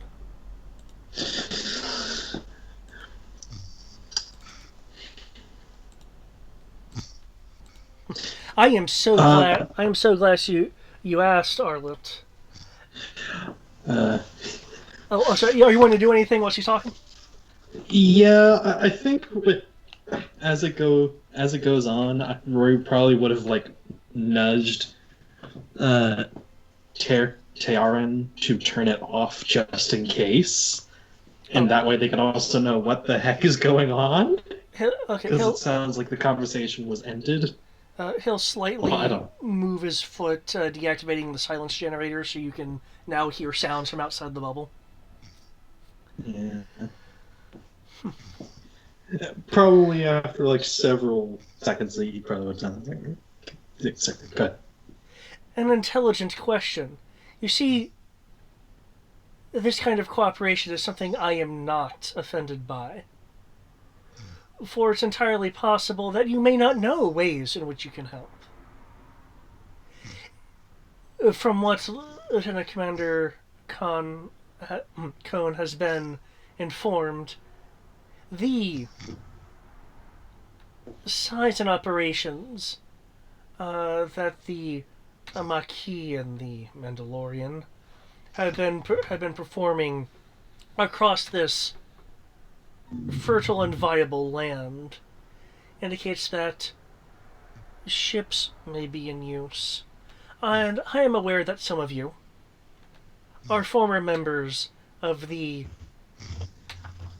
rather dubious organization that was here alongside the natives during the beginning of the occupation, meaning that you would be quite knowledgeable of the routes any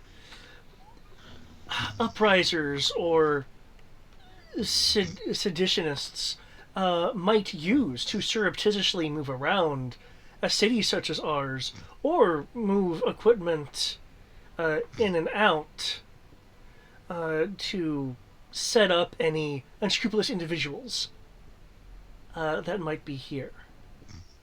And that being said, you in particular, Arlet, I am quite aware of your background, so I suggest you make yourself quite cozy with the idea of skirting a few lines, which I'll be more than happy to pardon if those lines are to get you in the good graces of the forces we are fairly certain are operating within Talos. And I assure you, any such information garnered in such a way will not just provide you with pardons on any acts you may perform against us, but surely a increase in the payments you get for your services to and fro from the trade station and certain projects that I know you're affiliated with.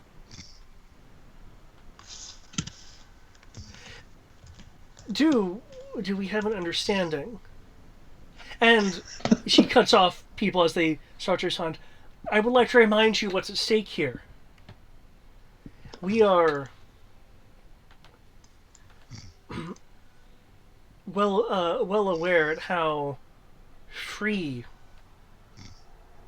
spirited you can be, and that how attached to the vessels and the landing slips that you are. So just keep that in mind. And in the meantime, my companions in the armor will just be making the rounds, checking IDs, making sure that everything is as orderly as it can be for a outlying facility such as this.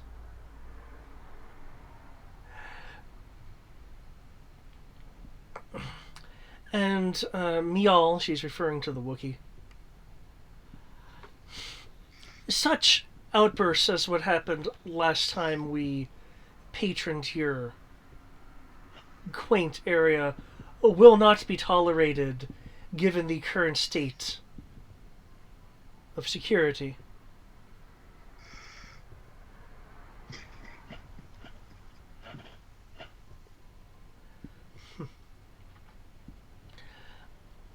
Unlike some other individuals, we know how to quash things before they begin.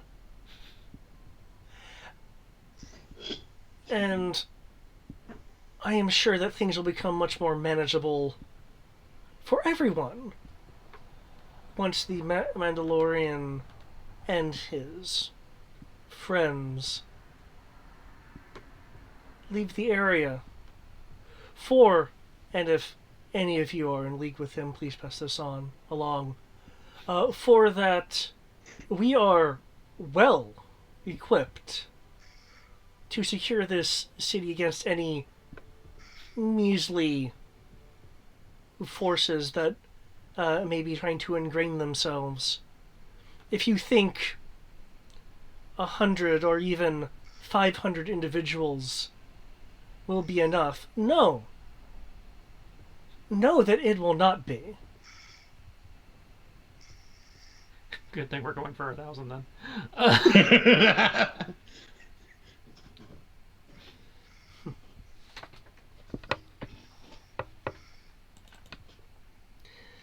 Now, everyone can just relax. And Shelb, you can get me a drink.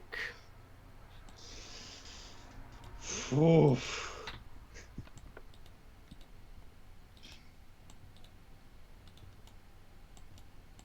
Jeez.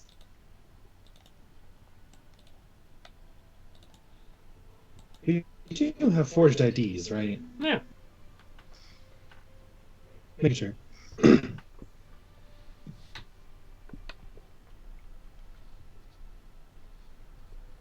The troopers will start moving around. They're just checking people's IDs. So we're having a conversation. Lieutenant Straya is enjoying her ill-gotten drink from Shelb the bartender. She is seemingly unaware of the Maquis' presence. 3 meters away.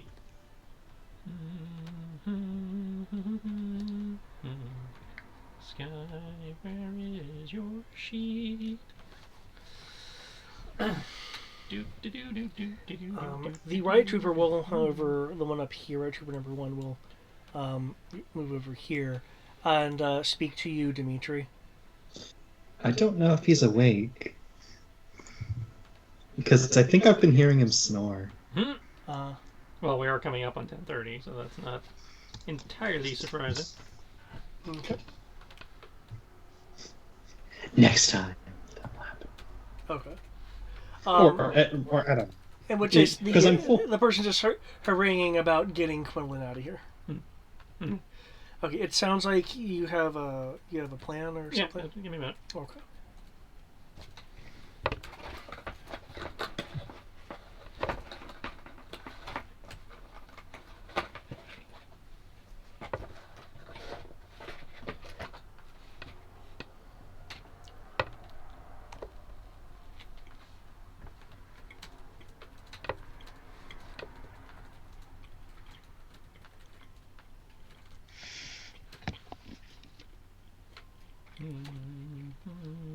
Hello, Eric.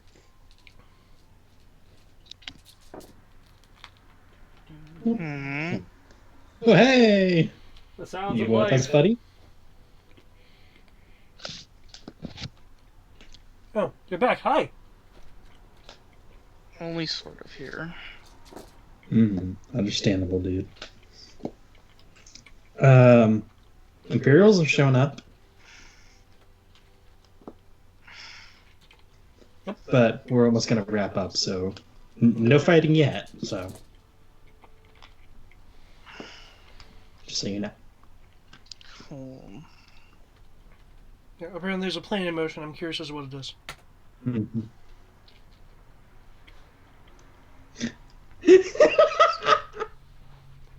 I want to go home and rethink your life. I want to go home and rethink my life. Had to make sure she had that. Yeah, I thought you were actually gonna use it on the lieutenant. I thought about it, but Crow doesn't have it, and the Sky, I thought about using it on the lieutenant, but then Sky was like, they're coming after my dog, and it's like, yeah, they're coming after the dog. She would do the dog first, and then when the lieutenant got cranky, then she'd go up to the lieutenant. But the lieutenant has more dice, so.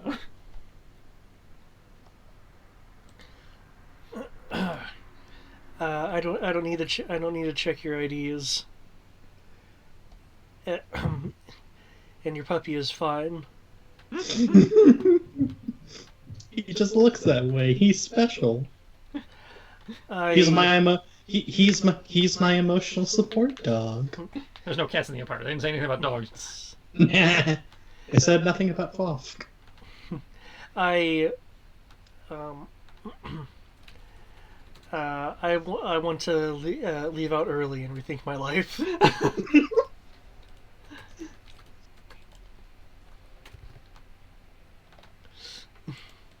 And the trooper will leave.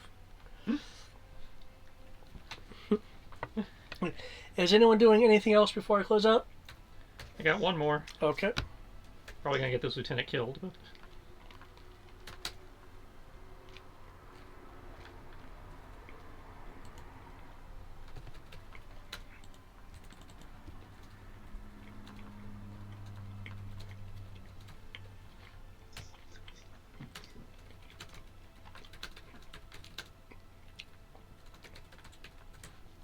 All I know is Rory will probably be ending the conversation, like maybe talking on PTP, but either way, it sounds like he will probably have. We'll have to come up with a plan. It sounded like the gist of that conversation is they won't help us until we find them real estate. Yeah, they want a place Kind of to organize to it. coordinate themselves, because right now that's been one of their issues is that of organization, and if an uprising would actually happen, their current communications equipment is not suitable to effectively organize and keep a cohesive uprising. There was a place they were looking at, but Zai the Slayer had Well, we can kicked them out. we can certainly cover the equipment, but Yeah, I think it's not only just they need it before, it's especially after the prison thing, they'll probably need it even more. So it's not only like, hey, that we can't join you until. It's also like we need to worry about this if they can't get out. Probably as well. So again, it sounds like we have to play House Hunters before we can play, Prison Break. Luckily, though, it sounds like they do already have a place. It's just more like housekeeping. And I said, I know you guys have equipment as well, so Like I said, with the equipment, the communication side of it, we have covered. It's just the whole. They need a place to hole up.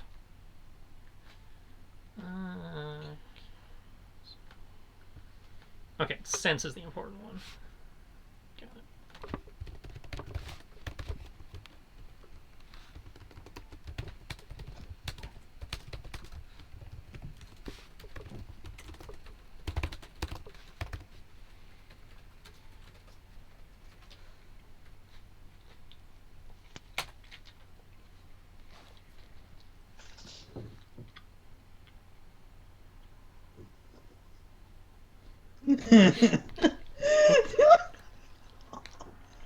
Oof.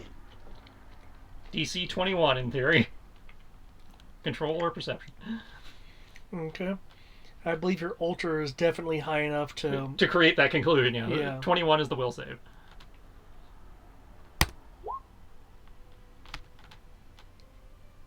Damn it! Okay, no one.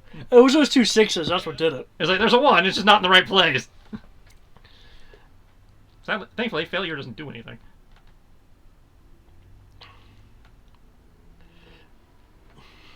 You have any character points? Actually, she does. And I've been tracking them even. Oh. You know? Plus 2 character points. Because I need a 3, and I don't trust my dice. I rolled a 3 and a 1, so that brings up to 25. Second. Like I said, this is probably gonna get the bitch killed. But you know what? She wasn't helping herself.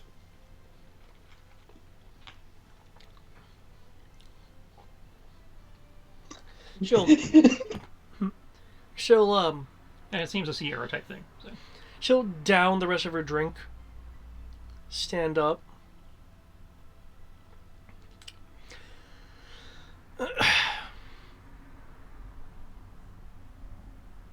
It's unfortunate that none of you have a sense of humor.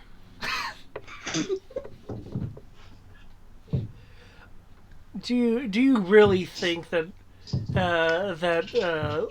Commander Cohen or myself would really require your assistance in pushing out a measly group such as the Maquis or the Mandalorian? I'm not gonna lock down your ships. I just want to see your reaction. Just wanted to see the look on all of your faces. Gauge this edition. Shall give everyone a round on me, and she'll just put down her first order, like credit chits, a pile of credit chits. Gotta be honest, didn't think that would work. And I will personally see to unlocking all of your ships. You are so dead. I do appreciate your time and your steadfast resolve.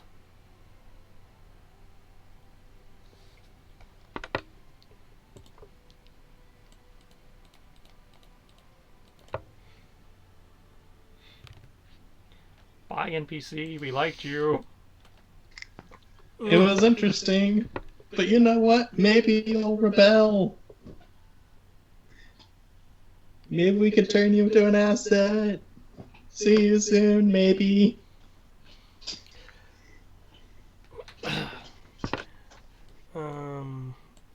The troopers in their confused state will kind of just What the fuck was that? just like basically they're kind of leaving to figure out what the fuck just happened with our boss. Didn't you hear the orders? Yeah, I heard the orders.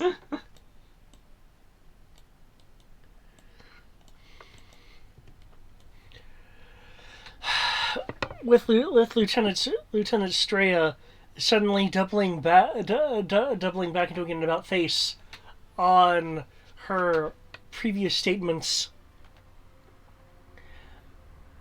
The various transport pilots are left in a state of confusion. However, they still hold within themselves the discontent of the threats levied against them through this bad, ill-conceived form of jest. And their ships are still probably going to get locked down, so we haven't lost anything. But and damaged, yeah, too, apparently. Are now actively talking amongst themselves, wishing to find the Maquis or the Mandalorian to assist them in some way, whether it's transport goods, manpower, as the lieutenant to these transport pilots has definitely stepped over a line. Oh, you know what? This entire time I was like, oh my gosh, she is doing exactly what Thrawn didn't want to do. Yep. But you said what Thrawn did not want to do? Yeah, it basically made, like, Thrawn made a personal thing of like, yes, I know you, and I want to work with you until I can remove you and replace you with clones.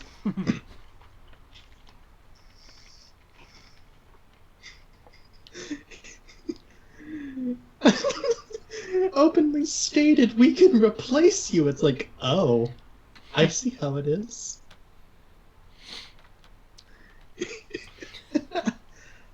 Oof. With this clever use of ability, it looks like the Maquis may have found themselves quick and unexpected allies in the operation they're about to perform. Yeah.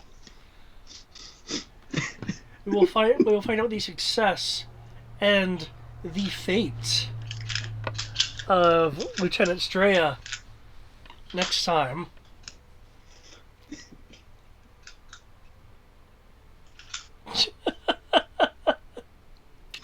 You know, I kind of joke that if we somehow are able to, like, if she wants to join for some whatever reason, pure hypothetical, like, if she somehow wishes to join and we say maybe, it's like, first you gotta go through HR of how to talk to people and get them on your side. What you did wasn't that.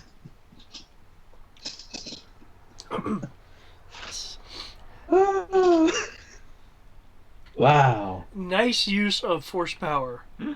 Mm-hmm. I don't know. Very Part of me's nice. like I may have gotten too smart with myself by unlocking the ships, though the effect still seems to be, everybody's pissed. So Well, I mean, it works in our favor. yeah.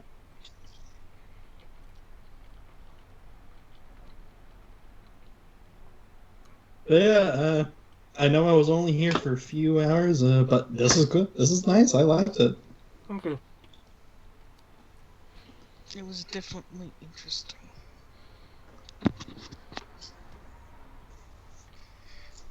Up next, the gang finds real estate, and the gang does a prison break.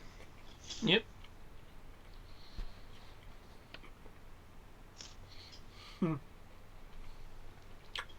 Oh.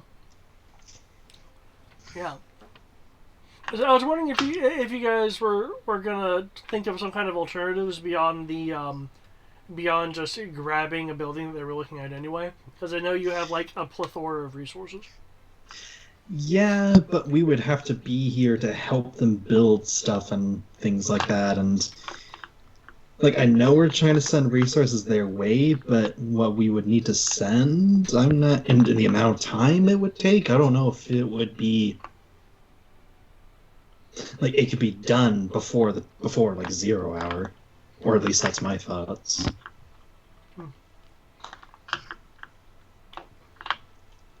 that's why I kind of like, and we can't do the underground tunnel thing. Mm-hmm. Yeah, because this area being a starport is far more urbanized. Yeah, far more urbanized, and what's seeming to work for them at this moment is being like scattered around in the city, so that works for them. So it's like, okay, we got to think like they do. So what's the best for them? A central location to a sort of central location to kind of do things. Okay. I had a number of thoughts as to how this could have gone down. One of which was I'm like, is the Mandalorian and by that the Maquis going to rise up in the defense of the people and have a bit of a action scene to rouse these people. I seriously thought about it, but then it was, as it was pointed out, it's like we get nothing by doing that, really. Nothing we gain nothing by not waiting until she leaves and going, yeah, we'll go deal with this, as opposed to dealing with it while she's standing there making her speech. Though it could be. Oh, sorry. I also, despite how kind of serious this game can get, I also do see it as a bit like hero pulpy. Yeah. So, which I was like, this sounds like a time for if you wanted to do that kind of thing, you coulda. Though there's nothing stopping Crow from doing it afterwards. Of like, okay, they're gone. Wait 10 seconds till they get the transport. Stand up, lift off hood. So who wants to fight against the First Order? Yeah, pretty much was my thought. I was like, okay. I might as well wait for her to leave. I gain nothing by speaking up now. Besides the fight. Yeah. And it's like, okay, they're gone. There are no listening devices. Nobody else is around. They're all talking about it. So, who wants to help us?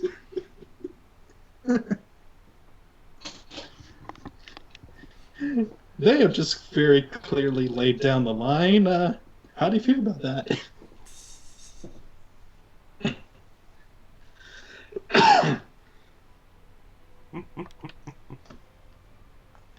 Well, I am now mentally checked out for tonight.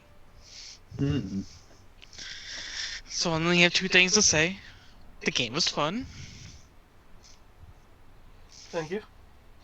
And what time would you guys want to actually hang out for a little bit on Saturday? Saturday, I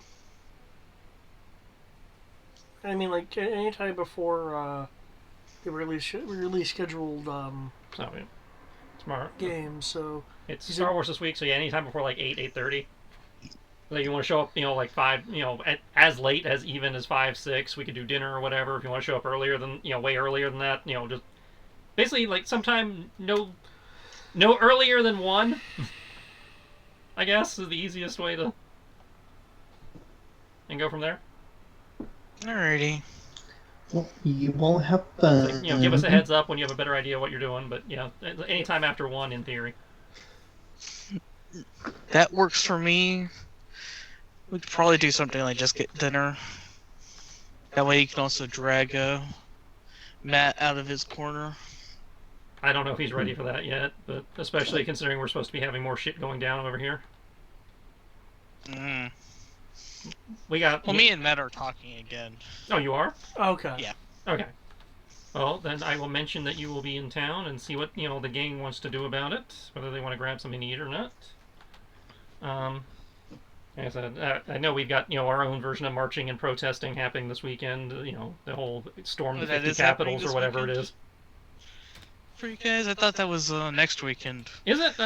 I lost track. I just know that we had that whole, storm all the capitals in one day thing. I don't know. Yeah, I wasn't sure if that was this weekend or next weekend or whatever.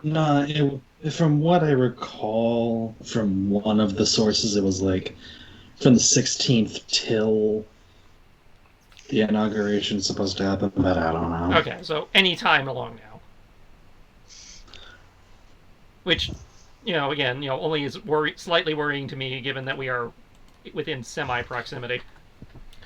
Hmm. It's not, Oh shit, we're in Richmond. and I only say that because last time I didn't think we were in proximity, and then they, came within, about 3 blocks of us. Yeah. Yeah, I worry about Sam, so I'm like, Honestly, I am less concerned about a bunch of crazy right-wing people doing stupid things than I am a bunch of people who protested and rioted for literally someone being shot by a police officer, and turns out that it was justified. I am just concerned that somebody on either side will do something stupid, or somebody will be planted and do something stupid, and it'll. Because in my mind, if it's focused to the capital, we're safe. But who knows what'll really, True. I'll give you that one.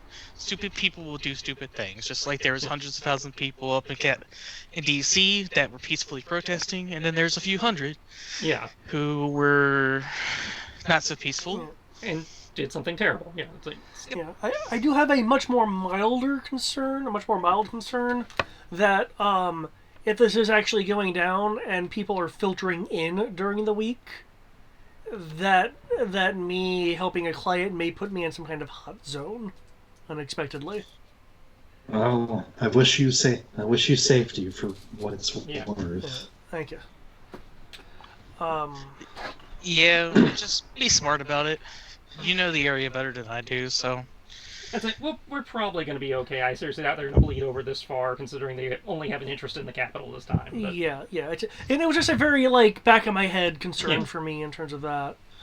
Yeah, but still valid. yeah. Yeah. Anyways, I'll catch y'all later. Yeah. Good night. Good night, everybody. Have a good night, Greg. Good night, Eric. Yeah, It's good. I'll keep that in mind. If nothing happens, I'll probably head up there, because I don't think anything will, but I doubt it will, and by the time it does, it's not like we'd all have a chance to react to it anyway, because these things, when they happen fast. Yeah, it's good. It's good to hear from you after the holidays and everything, and with how work and such has been making you flip your sleep shows around. It's like it's been a while since I've heard from you. At least voice. I mean, I have a webcam. I could just show you a picture of my ugly mug. Mhm. If you're really that concerned. No.